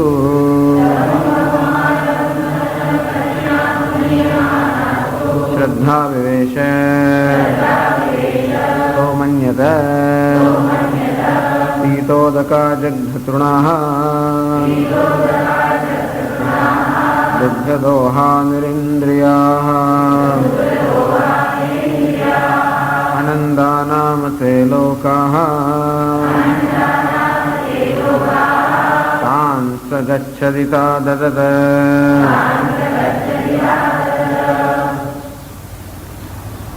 उषन् वै वाजश्रवसः सर्ववेदसं ददौ। उषन् कामयमानः स्वर्गफलं कामयमानः વાજશ્રવાના પુત્ર વાજશ્રવસ જે ઋષિ હતા એમણે પોતાના સર્વવેદ સમદદો પોતાના સર્વ ધનનું દાન કરી દીધું. એટલે આપણે કલ્પી શકીએ કે વિશ્વજીત એવો યજ્ઞ કરતા હશે. વિશ્વજીતા સર્વમેધેન, આ વિશ્વજીત યાગ જેમાં પોતાના સર્વસ્વનું દાન કરવાનું હોય છે એવો યાગ એમણે કર્યો અને પોતાના સર્વ ધનનું દાન કર્યું. તસ્ય નચિકેતા નામ પુત્ર આસ, એને નચિકેતા નામનો પ્રસિદ્ધ એવો પુત્ર હતો. તમ કુમારમ સંતમ દક્ષિણાસુ નિયમાનાસુ શ્રદ્ધા આવેશ. એ નચિકેતા હજી તો કુમાર જ હતો, પ્રથમ અવસ્થામાં જ હતો, બાળક હતો.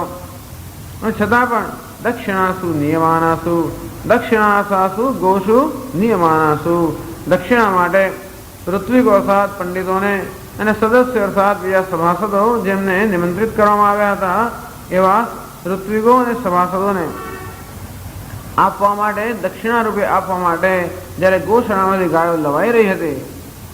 અને કયા પ્રકારની ગાયો લવાઈ રહી હતી? પીતોદકાહ, જઘ્નતૃણાહ, દુગ્ધદોહાહ, નિરિન્દ્રિયાહ. નચિકેતાએ જોયું કે કેવી ગાયો લવાઈ રહી હતી.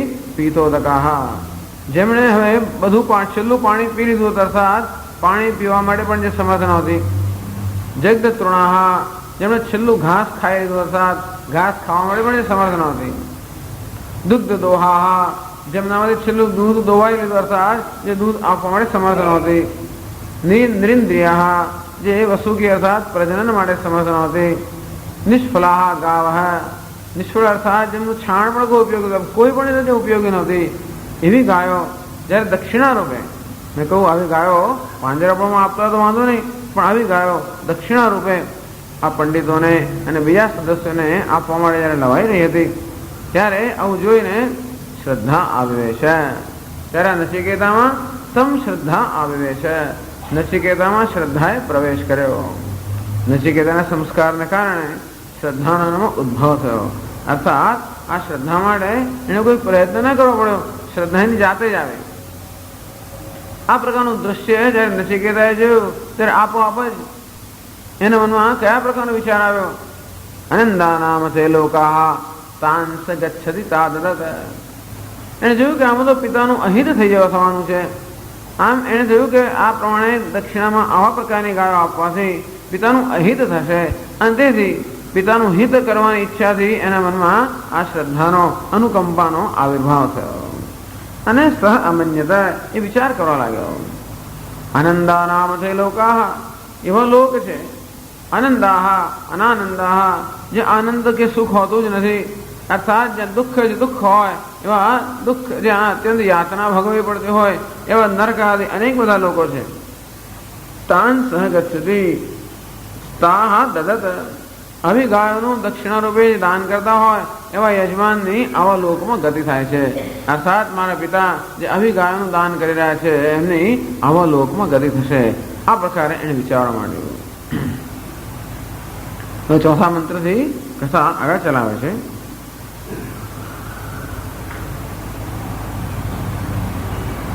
પહેલા શંકરાચાર્ય કહે છે તદેવં ક્રતુ અસંપત્તિ નિમિત્તં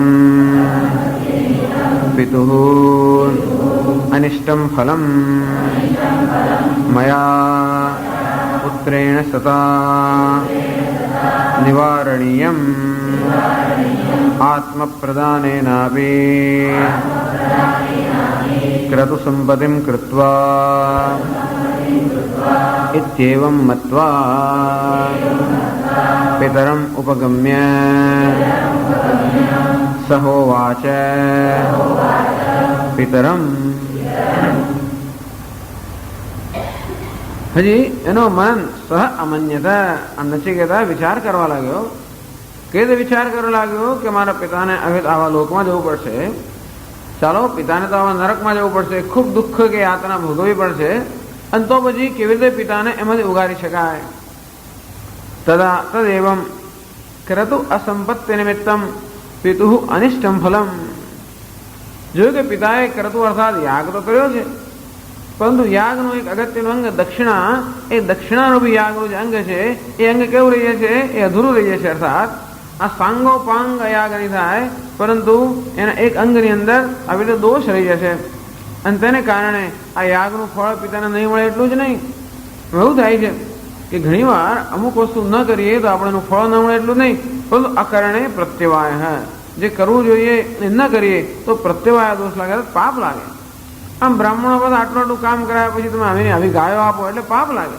દક્ષિણા નથી આપી એટલું જ નહીં, પણ આવી દક્ષિણા આપવાને કારણે અમેરિકામાં લોકો પેલા પંડિતોને વિચારવાને, ત્યાં પણ આવા પંડિતો છે આપણા ભારતીય લોકો, ગુજરાતી બીજા બધા, એ સત્યનારાયણની પૂજા એવું કરતા હોય તો લોકો એમને બોલાવે, ક્યાં ને ક્યાંય 150 માઇલ દૂર બોલાવે. પેલો બિચારો 2.5-3 કલાક ડ્રાઈવ કરીને જાય ને 3 કલાક પૂજા કરાવે ને પછી જયારે છૂટો થાય $11 આપી દે ને બસ. એટલે વિચાર પણ ના કરે માણસ કે કેવી આને આટલી બધી મુશ્કેલી ઉઠાવી, આટલું આટલું કર્યું છતાંય પણ કેવી દક્ષિણા આપવી જોઈએ, કેવું દાન કરવું જોઈએ, કોઈ પ્રકારની ચિંતા કર્યા વગર. એટલે આવું કરીએ તો એટલું જ નથી કે આપણને પુણ્ય ન મળે, પણ પાપ લાગે. આ કારણે પ્રત્યવાય, જે કરવું જોઈએ ન કરીએ તો પણ આપણને પ્રત્યવાય અર્થાત પાપ લાગે. અને તે જ રીતે પિતાએ યાગ આમ તો સંપન્ન કર્યો, અને છતાં પણ જે આ પંડિતોને ને સદસ્યોને દક્ષિણા આપવી જોઈએ એ ન આપતા આવી ગાયો એમને વળગાડે. આ તો શું થયું કે તમારે એને ત્યાં પાંજરાપોળમાં ન મોકલવી પડે, એવું થઈ ગયું ને. એને બાળકો લઈ જાય. પ્રત્યવાય અર્થાત જરૂર પાપ લાગે. અને એટલે હવે કેમ પિતાને આવી ગાયો કેમ આપવી પડી છે? એના માટે બહુ મોટો વિવાદ છે. કેમ વાજશ્રવસે આવી ગાયો દાનમાં કેમ આપે? સામાન્ય અભિપ્રાય એવો છે કે વાજશ્રવસ લોભી માણસ હતા. ઉશન હોય, ઉશન એટલે કામયમાન, તો કે સ્વર્ગની કામના રાખનારા હતા અને તેથી આવા કામી પુરુષ હતા. એટલા માટે એવું કહેવાય છે કે સારી સારી ગાયોને પોતાને વડે રાખી અને આવી બધી નિષ્ફળ ગાયો આ પંડિતોને આપી. કોઈ કહે નહીં નહીં સર્વવેદે સમદદૌ, એને પોતાનું બધું જ ધન આપી દીધું, તો એમ કેમ કહેવાય કે સારી સારી ગાયો પોતાને વડે? ઉપનિષદ કહો તો પોતે જ કહે છે એમણે બધું જ ધન આપી દીધું, અર્થાત એમણે પોતાને કંઈ ના રાખ્યો. તો કોઈકને એવા ફળદ્રુપ ભાષામાં વિચારો કે નહીં એણે બધી ગાયો પહેલા પુત્ર નામે કરી દીધી. સર્વવેદ સમદદૌ, ઉપનિષદ પોતે જ કહે છે, એટલે પોતાને માટે સારી ગાયો રાખી એવું તો ના જ કહેવાય. તો ઉપનિષદ એમ ના કહે કે બધું જ ધન આપી દીધું, તો પોતાનું બધું જ ધન આપી દે અને છતાંય સારી ગાયો ન આપે, એવું ક્યારે થાય? જ્યારે એણે પુત્રના નામે ગાયો ચડાવી દીધી હોય. એટલે આવી કલ્પના કરીને સામાન્ય રીતે એવું કહેવામાં આવે છે કે આ વાજશ્રવસ કેવા હતા? લોભી હતા. હવે એવું વાજશ્રવસ એવા લોભી હોય એવો હોવાનું મને કોઈ કારણ દેખાતું નથી. શા માટે માણસ આટલી બધી તકલીફ? એ પંડિત હોય, એ જાણે છે કે હું દક્ષિણા નહીં આપું તો મારે નરકમાં જવું પડશે, તો નરકમાં જવા માટે માણસ આવું શું કામ કરે? ના, પણ દક્ષિણા આપવાને આવી ત્યારે એના મનમાં આવો લોભ આવે, પણ ત્યારે એને ખબર તો હશે જ કે મારે નરકમાં જવું જ પડશે. તેથી શા માટે આવું કરે એ હું સમજી શકતો નથી. અને બીજું, તેથી આપણે માનીએ કે એની પાસે ગાયો ખૂટી ગઈ હશે. કદાચ દક્ષિણામાં જે આપવી જોઈએ, ઘણી વાર એવું થતું હોય કે એકવાર આવી બધી વિધિ શરૂ થાય પછી પંડિતો જાત જાતની વસ્તુ મંગાવે કરે. ચાલો 25 રૂપિયા લાવો, ચાલો એક સાડી લઈ આવો, ચાલો ફલાણું. આપણે ખબર પણ નહીં, લિસ્ટ જ્યારે આપે ત્યારે આવું બધું ના હોય, પણ પછી જ્યારે જરૂર પડે ત્યારે જાત જાતની વસ્તુઓ મંગાવે, આપણે ના પણ હોય તો ગમે તેવી આપવી પડે. એવું માનીએ કદાચ એવું થયું હોય કે વધારે ગાયોની આવશ્યકતા પડી હોય, તેથી આવી જે જર્જરિત કે નિષ્ફળ ગાયો છે એ આપવાની કદાચ એને ફરજ પડી હોય. અને એવું માનવા માટે બીજું પણ કારણ છે. નચિકેતા કેવું વિચારે છે? નચિકેતા કહે છે કે મારા પિતાની ક્રતુ અસંપત્તિ. ક્રતુ અસંપત્તિ એટલે આ યાગ સંપન્ન ન થયો, કારણ કે યાગનું એક અંગ દક્ષિણા છે. એ દક્ષિણારૂપી અંગ જો યોગ્ય રીતે અનુષ્ઠાન ન કરવામાં આવે તો યાગ પણ સંપન્ન ન થયો, અને તેથી એ યાગનું ફળ ન મળે. એટલું જ નહીં, પરંતુ આવી દક્ષિણા આપવાને કારણે એમને પ્રત્યવાય દોષ પાપ લાગે. એટલે કે છે ક્રતુ અસંપત્તિ નિમિત્તમ પિતુ અનિષ્ટમ ફલમ. આમ આ ક્રતુ અર્થાત યાગ સંપૂર્ણ ન કરવાને કારણે પિતાને જે અનિષ્ટ ફળ પ્રાપ્ત થાય. મયા પુત્રેણ સતા નિવારણીયમ. નચિકેતા કહે છે મયા સતા પુત્રેણ, હું કેવો પુત્ર છું? તો કે હું તો સારો પુત્ર છું. સતા એટલે સત્પુત્રેણ, હું પિતાનો સારો પુત્ર છું, તો મારે સારા પુત્ર હોવું જોઈએ. અંતેથી કોઈક રીતે પિતા આ દક્ષિણારૂપી અંગ સમાપ્ત નથી કરી શકતા, અને માટે એ અંગને પણ સમાપ્ત કરીને મારે આ યાગ છે પિતાનો પૂર્ણ કરવો જોઈએ. હવે ધારો કે નચિકેતા નામે પત્તિમ કૃત્વા, નચિકેતા કહે છે કે આત્મ પ્રદાન આપી હું મારું પોતાનું દાન કરી દઈશ. કે દાન કરવાની અંદર જ આ જે આવી જે શું કહેવાય દોષ રહી ગયો છે, એ દાન નિમિત્તમાં જે દોષ છે હું પોતે જ મારા આત્મ પ્રદાન મારી જાતનું દાન કરીને આ દક્ષિણામાં જે કંઈ દોષ કે ઉણપ રહી ગઈ છે એ ઉણપ હું જ પૂરી કરીશ. આમ યાગમાં જે ઉણપ રહી ગઈ કે દક્ષિણા બરોબર ના અપાય, નચિકેતાને એમ કે યાગ કેમ પૂરો કરવો? દક્ષિણા બરોબર આપીને. હવે દક્ષિણા આપવા માટે બાકી છે, હું બાકી રહ્યો. હું મારા પિતાનો સત્પુત્ર છું, હું પણ એની સંપત્તિ છું. તો પિતા કંઈ એમને એમ પુત્રને આમ દાન ન કરી શકે, પરંતુ પુત્ર પોતે કહે કે પિતા મારું દાન કરો તો પિતા દાન કરી શકે. એ નચિકેતા એને મનમાં થયું કે ચાલો હું પિતાનો સત્પુત્ર છું, માટે હું મારું પોતાનું જ દાન કરીને પિતાના યાગમાં રહેલી ઉણપ જે છે ઉણપ પૂરી કરું. હવે જો નચિકેતાને ખબર હોત કે મારા નામે ગાયો ગોશાળામાં છે, તો એને પિતાને પૂછ્યું હોત કે પિતાજી આ મારી ગાયો કોને આપશો? પણ એવું પૂછવાને બદલે નચિકેતા કહે છે આપ મને કોને દાનમાં આપશો? એનો અર્થ એ કે નચિકેતાને ખબર છે ત્યાં સુધી એના સિવાય બીજું કોઈ સંપત્તિ પિતા પાસે નથી. કોઈ સંપત્તિ પિતાનું સર્વવેદ સમદદૌ, પિતાએ તો બધું દાન આપી દીધું. હવે નચિકેતાને ખ્યાલ છે ત્યાં સુધી એના પોતાના સિવાય બીજી કોઈ સંપત્તિ નથી, ને માટે એકમાત્ર પિતાની સંપત્તિ પુત્ર. હવે પોતે પોતાની જાતને અર્પિત કરે છે, પોતાની જાતને સમર્પિત કરીને કહે છે કે એટલે એ સમર્પિત કરવા તૈયાર થયો. કૃત સંપત્તિમ કૃત્વા ઇતિ એવમ મત્વા પિતરમ ઉપગમ્ય. આ પ્રકારે અમન્યતા, આ પ્રકારે વિચાર કરીને પિતરમ ઉપગમ્ય એ પિતા પાસે ગયો. અને પછી શું થયું? ચોથા મંત્રમાં કહે છે स होवाच पितरं तत कस्मै मां दास्यसीति द्वितीयं तृतीयं तगुं होवाच मृत्यवे त्वा ददामीति स होवाच पितरम આ પ્રકારે વિચાર કરીને ગયો, એમને નથી ગયો. આ બધો વિચાર કરીને પિતા પાસે નચિકેતા ગયો અને પૂછે છે તત હે તાત હે પિતા હે પિતાજી કસ્મૈ મામ દાસ્યસીતિ આપ મને કોને દાનમાં આપશો? દ્વિતીયમ તૃતીયમ પિતાજી નહીં સાંભળ્યું હોય એટલે બીજી વાર પૂછ્યું, ત્રીજી વાર પૂછ્યું, વારંવાર પૂછ્યું. હવે એને મનમાં શું બધો વિચાર કર્યો એટલે બાળક એવું પિતા કે એ પિતા તો એમને પોતાના એમાં વ્યસ્ત હોવાના કારણે શા માટે પુત્રાઓ પ્રશ્ન પૂછી રહ્યો છે એ પિતા સમજ્યા વગર જ ક્રોધમાં આવીને કહે છે મૃત્યવે ત્વા દદામીતિ, જ્યાં હું તને મૃત્યુને આપી દઉં છું. શંકરાચાર્ય જઈ સમજાવે છે ભાષ્યમાં સહોવાચ પિતરમ તત તાત કસ્મૈ ઋત્વિક વિશેષાય દક્ષિણાર્થમ મામ દાસ્યસી પ્રેચ્છસી ઇત્યેતત. સ હોવાચ પિતરમ સહ નચિકેતા પિતરમ હોવાચ, એ નચિકેતાએ પિતાને પૂછ્યું અથવા કહ્યું. તત તતનો અર્થ થાય છે તાત, એટલે દીર્ઘ હોવું જોઈએ, તાત હોવું જોઈએ. હે તાત બહુ લાડથી પોતાના પિતાને પૂછે છે. આપણે પિતાને હંમેશા એવી રીતે બોલાવતા હોઈએ હે તાત. કસ્મૈ મામ દાસ્યસી, કસ્મૈ ઋત્વિક વિશેષાય, કયા ઋત્વિકને કયા બ્રાહ્મણને મામ દાસ્યસી પ્રયચ્છસી, આપ કયા ઋત્વિકને કયા પંડિતજીને મારું દાન કરશો?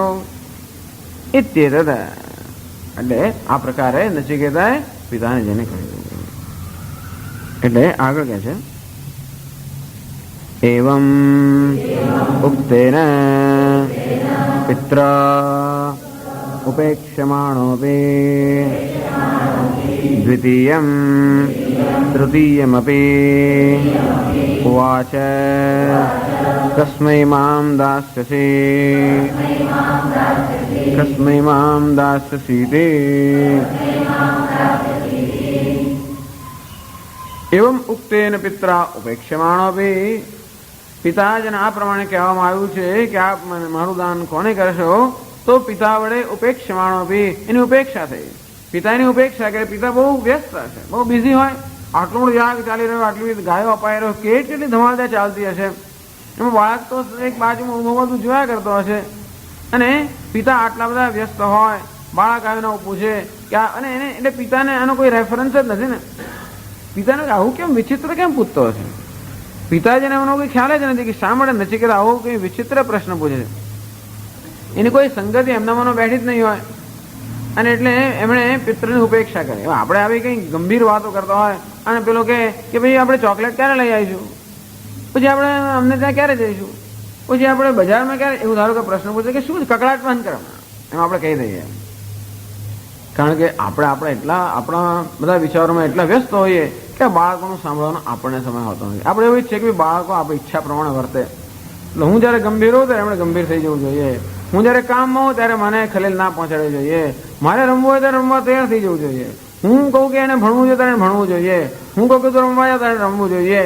હું કહું કે એને શાંત રહે તો શાંત રહેવું જોઈએ. એટલી હદ સુધી કે એક જણે તમે જોયું કે આમ પેલા એના બાળક હતો, એના મોં પર પટ્ટી ચોંટાડે, બેસી રહે અહીં બેસી રહે, શાંત બેસી રહે. પછી તો પેલો છોકરો પણ એવો હોશિયાર થઈ ગયો કે પપ્પા બધાને કે પપ્પા મને પટ્ટી લગાડી આપો ને. આ તો બસ જોયેલું છે, ખરેખર બનેલી વસ્તુ છે.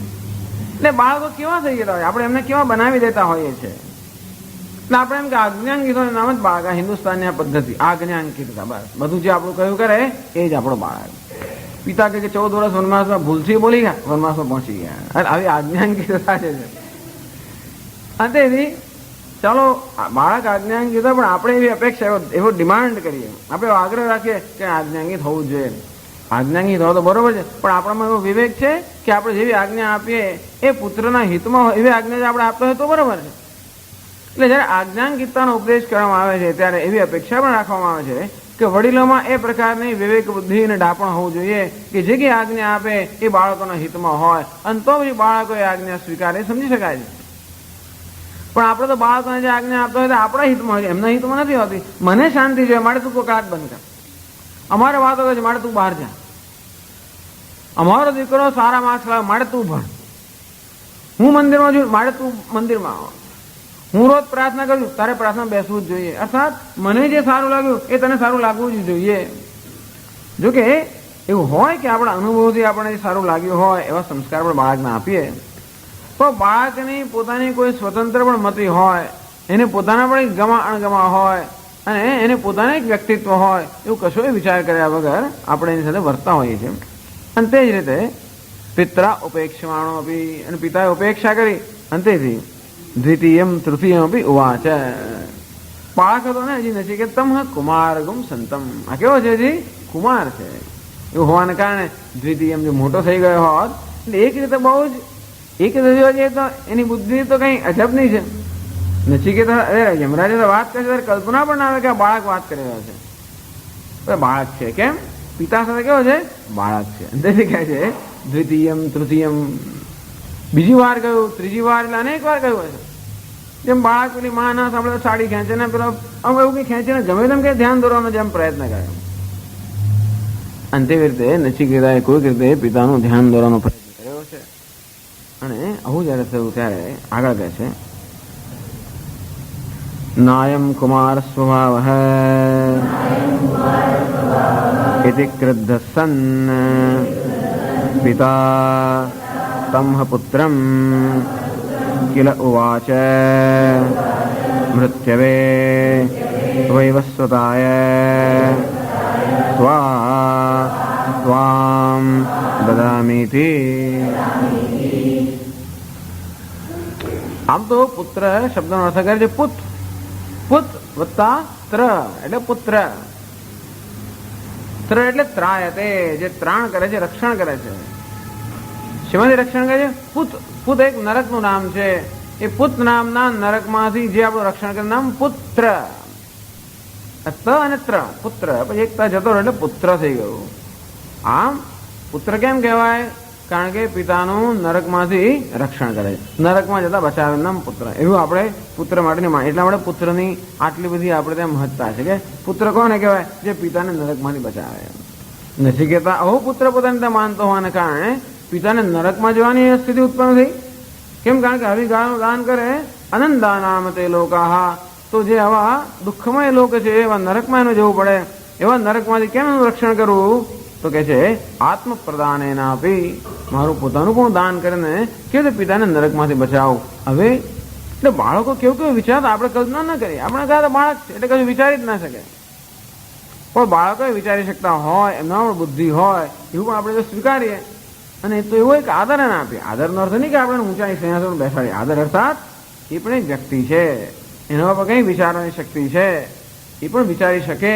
એ રીતે એને આદર આપીએ તો એ આપણે એ જે કંઈ કહે છે એને કદાચ કંઈક એમ ન સમજી શકશો. નાયમ કુમાર સ્વભાવ દ્વિતીયમ તૃતીયમ. પિતાજી ગુસ્સે નાયમ કુમાર. હવે તો બાળકે વર્તવું ના જોઈએ આવી રીતે. આ કે બાળકને વર્તવાની રીત છે. નાયમ કુમાર સ્વભાવ ઇતિ ક્રુદ્ધ સન.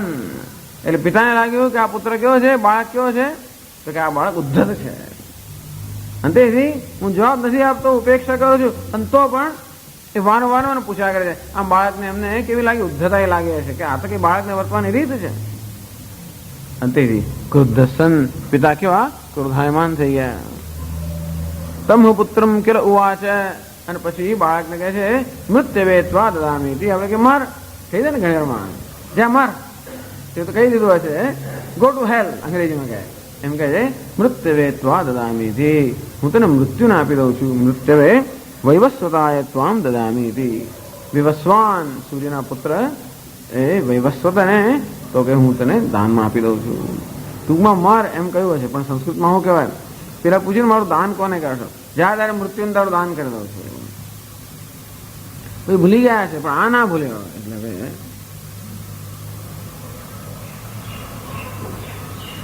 આગળ કહે છે ભાષ્યમાં, સ એવ મુક્તઃ પુત્રઃ એકાંતે પરિદેવયાંચકાર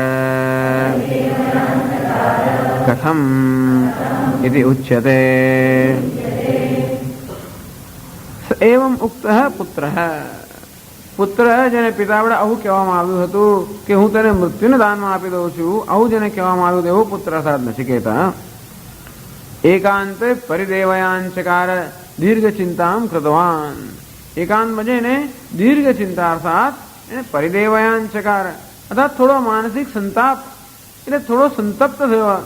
આવું કોઈ કહે એટલે નચિકેતા એકદમ એકાંતે, પહેલા તો પિતાએ કહ્યું એટલે એકદમ હેપતા જ ગયો છે કે આપણે આવી ઈચ્છા લઈને જઈએ, ધારો કે કોઈનું ભલું કરવાની ઈચ્છા લઈને આપણે જતા હોઈએ અને એ જ આપણે જઈએ અને એકદમ આપણો તિરસ્કાર થાય એટલે આપણે ખબર ના પડે, પિતાને ખબર નથી બાળક આવું કેમ બોલે છે, અને બાળકને ખબર નથી પિતા આવું કેમ કહે છે.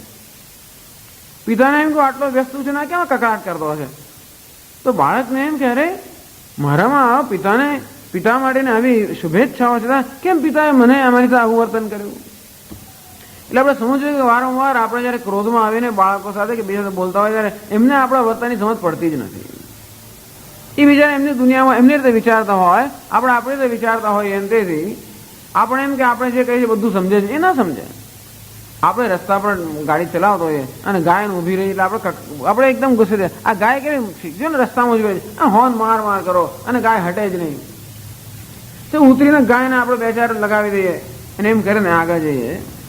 એટલે આપણે એમ કે ગાયો કેવી છે, તો ગાયને બિચારીને શું ખબર, ગાય તો એની પોતાની દુનિયામાં હોય, ગાયને એમ કે ઉભા રહેવાની જગ્યા છે, આ રસ્તો છે અને તેથી મારે ના ઉભા રહેવું છે, એવું એ પ્રકારનું ઓરિએન્ટેશન ગાયને ના હોય. એને મળતા જગત છે, ફરવાની જગ્યા છે, આ રસ્તો છે અને ઘર છે અને ખડકી છે, તો આપણો બધો આપણું સર્જન છે ને. અર્થાત આપણે એવી અપેક્ષા રાખીએ કે જે પ્રકારની કેળવણી અને જે પ્રકારનું ઓરિએન્ટેશન અર્થાત જે પ્રકારની વિચારસરણી ને વિચાર મારામાં છે એવું ગાય બધી મારી ખબર હોવી જોઈએ. અને તેથી મારે અત્યારે જવાની ઉતાવળ છે, મારે ગાય રસ્તામાં ન ઉભા રહેજો, આ બધી અપેક્ષા ગાય પાસે રાખીએ અને ગાય આપણી અપેક્ષા પૂરી ન કરે મારે આપણે ગુસ્સે થઈ જઈએ. આ ક્યાંનો ન્યાય છે? અંતેથી ગાયને બિચારાને ખબર ના પડે, અંતેથી ગાય ભેંસ બિચારા ગધેડાઓને કંઈ ખબર ના પડે કે આપણે કેમ આમ વર્તીએ છીએ. એ લોકો આપણા વિશે શું છે, આપણે એમના વિશે શું છે આપણે જાણીએ છીએ, પણ આપણા વિશે એ લોકો શું વિચારતા છે તો એ લોકો જ જાણે. એમ કે આ ખરા માણસ જાત ખરી છે, એ લોકો એવું થતું હોય. અંતેથી જ્યારે પેલી ફ્રીક્વન્સી વેવલેન્થ જ્યારે મળતી જ ના હોય અને ત્યારે વારંવાર થતું છે. મોટા ભાગના બધા કમ્યુનિકેશનમાં મોટા ભાગની તો ઘણી બધી જે હવે તો ઇન્ટરેક્શન અર્થાત વ્યવહાર થતો હોય છે એમાં આવું જોઈએ. એક જણ કઈ વેવલેન્થથી વાત કરતો હોય અને બીજો કઈ વેવલેન્થથી વાત કરતો હોય, પતિ કયા દુનિયામાં હોય અને પત્ની કઈ દુનિયામાં, કશું મેળ જ ના પડે. પિતા કઈ દુનિયામાં હોય, પુત્ર બીજી દુનિયામાં હોય, ત્યાં મેળ ના પડે. પુરુષ કઈ દુનિયામાં હોય, સ્ત્રી બીજી દુનિયામાં હોય, મેળ જ ના પડે. આ દરેક જણ પોતપોતાની દુનિયામાં જીવતા હોવાને કારણે જ્યાં સુધી એની સાથે પહેલા આપણો વેવલેન્થ ન સદાય, કમ્યુનિકેશન એટલે વ્યવહાર કરીએનો અર્થ જ નથી. કોઈ પણ બે વ્યક્તિઓ સાથે ત્યારે ખરેખર વાર્તાલાપ થઈ શકે જ્યારે બંને એક જ પ્રકારની માનસિક સ્થિતિમાં એક જ પ્રકારની એવા વાતાવરણમાં હોય ત્યારે, અને એવું ત્યાંથી સ્થપાય ત્યાં સુધી એવી વાતો થઈ ના શકે. એવી ચિંતા કર્યા વગર હું તો માની જ લઉં છું કે મારામાં શું ચાલે એ બીજાઓ જાણે છે, એમણે જાણવું જોઈએ, કેમ ન જાણે. અને પેલો માને કે મારામાં શું જાણે એમણે જાણવું જોઈએ. એટલે કોઈ દાડો સરખી વાતો આપણે એમ કલાકો વાતો કરે તો કશું થતું જ નથી, કારણ કે દરેક વ્યક્તિ પોતાની રીતે જ બોલતું હોય. એ બોલવાની કંઈક આમ જઈને બોલતો હોય, પેલો આમ જઈને બોલતો હોય અને કોઈ પ્રકારનો મેળ પડે જ નહીં. અંતેથી આવી રીતે પિતાએ જયારે કહ્યું ત્યારે પુત્ર એકદમ હેપતાઈ ગયો છે કે આવું કેમ થયું. એવ મુક્ત પુત્ર એટલે તરત તેની ભાગી દોડી ગયો છે. એકદમ એને ખૂબ જ ઇન્સલ્ટેડ અપમાન થયું હશે, મનમાં ખૂબ જ એને દુઃખની લાગણી થઈ હશે. અંતેથી એકદમ ત્યાંથી ભાગીને એકાંતે પરિદેવયાંચકાર, એકાંતમાં જઈને પરિદેવના એટલે કે બિચારો વિલાપ કરતો છે, માનસિક રીતે મનમાં એવી જાતનો અનુતાપ કે સંતાપ કરતો હશે. કથમ ઇતિ ઉચ્યતે અર્થાત એને લાંબુ ચિંતન કરવા માંડ્યું. કથમ કેવી રીતે નચિકેતાએ એકાંતમાં જઈને ચિંતન કરવા માંડ્યું ઇતિ ઉચ્યતે. 5મા મંત્રમાં શ્રુતિ એ કહે છે આગળ બહુનામે પ્રથમઃ બહુનામે મધ્યમઃ કિગું સ્વિદ્યમસ્ય કર્તવ્યમ યન્મયાદ્ય કરિષ્યતે.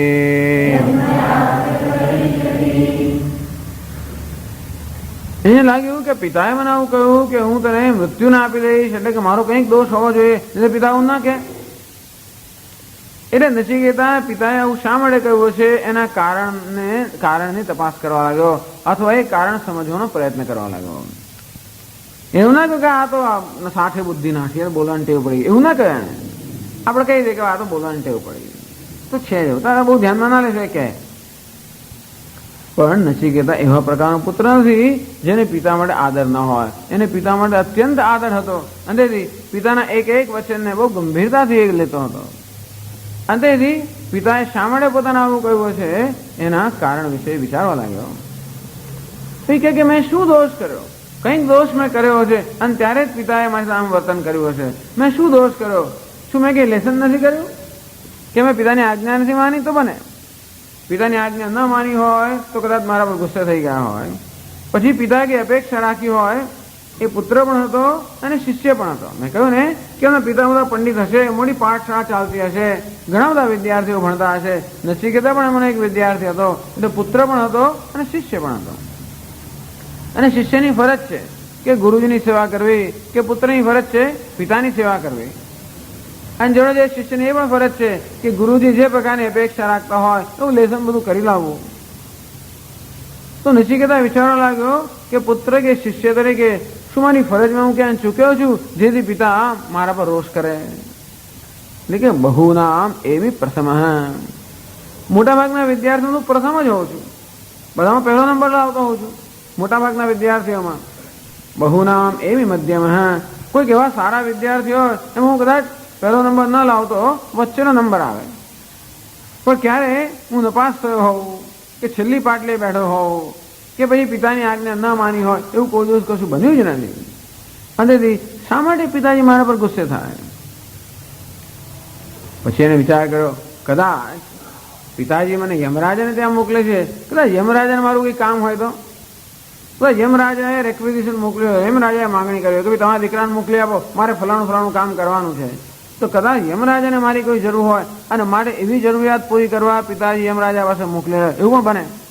એટલે વિચાર આવ્યો, કિમ સ્વિદ્યમસ્ય કર્તવ્યમ યન્મયાદ્ય કરિષ્યતિ. કિમ સ્વિદ્યમસ્ય કર્તવ્યમ, આ યમરાજનું એવું શું કર્તવ્ય છે, એવું શું કામ હશે? યન અદ્ય મયા કરિષ્યતિ, જે મારા વડે પિતા કરવાની ઈચ્છા ધરાવે છે. અર્થાત હું એવું યમરાજાનું એવું કયું કામ કરી શકું જેને કારણે પિતા મને ત્યાં મોકલતા હશે? ક્યાં તો આ સજા થઈ હોય, મેં કંઈક દોષ કર્યો હોય, ગુનો કર્યો હોય, માટે ગુનાની સજા કરવામાં આવે છે, અથવા તો કંઈક કામ માટે મને મોકલતા હોય. સજા કરવાનો પણ કોઈ હેતુ એને દેખાયો નહીં, કે યમરાજાનું કયું કામ હોય એનો હેતુ પણ એને દેખાયો નહીં. સમજાવે છે ભાષ્યમાં, બહુનામ શિષ્યાણામ પુત્રાણામ વા એમી ગચ્છામિ પ્રથમસન મુખ્યયા શિષ્યાદિવૃત્ત્યા ઇત્યર્થઃ. મધ્યમાનાં ચ બહૂનાં મધ્યમઃ મધ્યમયા એવ વૃત્ત્યા એમી ન અધમયા કદાચિદપી. બહુનામ ઘણા લોકોની વચ્ચે, બહુનામ શિષ્યાણામ પુત્રાણામ મધ્યે, પિતાજીને ઘણા બધા શિષ્યો છે, એ પુત્રો હશે કદાચ, એ બધાની વચ્ચે એમી અર્થાત ગચ્છામિ પ્રથમઃ સન મુખ્ય વૃત્ત્યા, મોટા ભાગના વિદ્યાર્થીઓમાં તો મારી ગણના પ્રથમ થતી હોય છે. મુખ્ય વૃત્ત્યા, આ શિષ્ય કે પુત્રની 3 પ્રકારની એની ગણના થતી હોય છે, કે 3 પ્રકારના શિષ્યો કે પુત્રો હોય છે. એક મુખ્ય એટલે ઉત્તમ બીજા હોય છે મધ્યમ, ત્રીજા હોય છે અધમ. તો ઉત્તમ પુત્ર કે શિષ્ય કોને કહેવાય? જે પિતાની કે ગુરુજીની ઈચ્છા જાણીને એમના પૂછ્યા કયા વગર જ કરી લે. અર્થાત ગુરુજીને કે પિતાની ઈચ્છા જાણી લે પોતે જ, અને એમના કયા સિવાય એ ઈચ્છા એ વ્યક્ત કરે એ પહેલા જ એ કાર્ય સંપન્ન કરે. આવો જે શિષ્ય છે કે પુત્ર છે કેવો કહેવાય? ઉત્તમ કહેવાય. બીજો શિષ્ય કયો છે? મધ્યમ. જ્યારે કહે ત્યારે કરે, એનું નામ છે મધ્યમ. અને ત્રીજો કયો છે? અધમ. કહે તો પણ ના કહે. આમ ત્રણ પ્રકારના શિષ્યો કે પુત્ર હોય. તો પિતાના કે ગુરુના કયા વગર જ જે કરે એને કેમ ઉત્તમ? કારણ કે આચાર્ય ઉપાસનમ, એ ગુરુજીની સતત ઉપાસના મનમાં કરતો હોય, સતત મનમાં ધ્યાન કરતો હોય, અને તેથી ગુરુજીને નાનામાં નાની પણ જરૂરિયાત હોય એનો બધાનો ખ્યાલ હોય. સતત ગુરુજીનું કે પિતાનું નિરીક્ષણ કરતો હોય, કારણ કે અત્યંત ભક્તિભાવથી શ્રદ્ધા અને ભક્તિનો સંબંધ હોવાને કારણે સતત એમનું ચિંતન કરતો હોય, સતત એમનું ધ્યાન કરતો હોય, નિરીક્ષણ કરતો હોય, અને એમની નાનામાં નાની પણ ઈચ્છા હોય એ મનમાં સમજી જાય. અને તેથી એ જાણે કે અત્યારે કઈ જરૂર પડશે, અને એ રીતે પૂછ્યા વગર જ કે બહાર વ્યક્ત થયા વગર જ એ એની ઈચ્છા પૂર્ણ કરે. આ છે મુખ્ય કે પ્રથમ કક્ષાનો શિષ્ય. અને મધ્યમ કક્ષાનો શિષ્ય આવો નથી હોતો, છતાં પણ આજ્ઞાંગિત હોય છે, તેથી જે કહે તે કરે. ત્રીજો કેવો હોય છે? એને પોતાની દુનિયામાં હોય, તેથી કે તો કરે ખરો અને ના પણ કરે, અને અધમ વૃત્તિના કહેવામાં છે. એટલે નચિકેતા કહે છે કે બહુનામ પુત્રાણામ શિષ્યાણામ વા મધ્યે, ઘણા બધા શિષ્યો કે પુત્રોની મધ્યમાં પ્રથમસ્સન મુખ્ય શિષ્યાદ વૃત્યા એમી ગચ્છામી, મોટા ભાગે તો હું પ્રથમ કે ઉત્તમ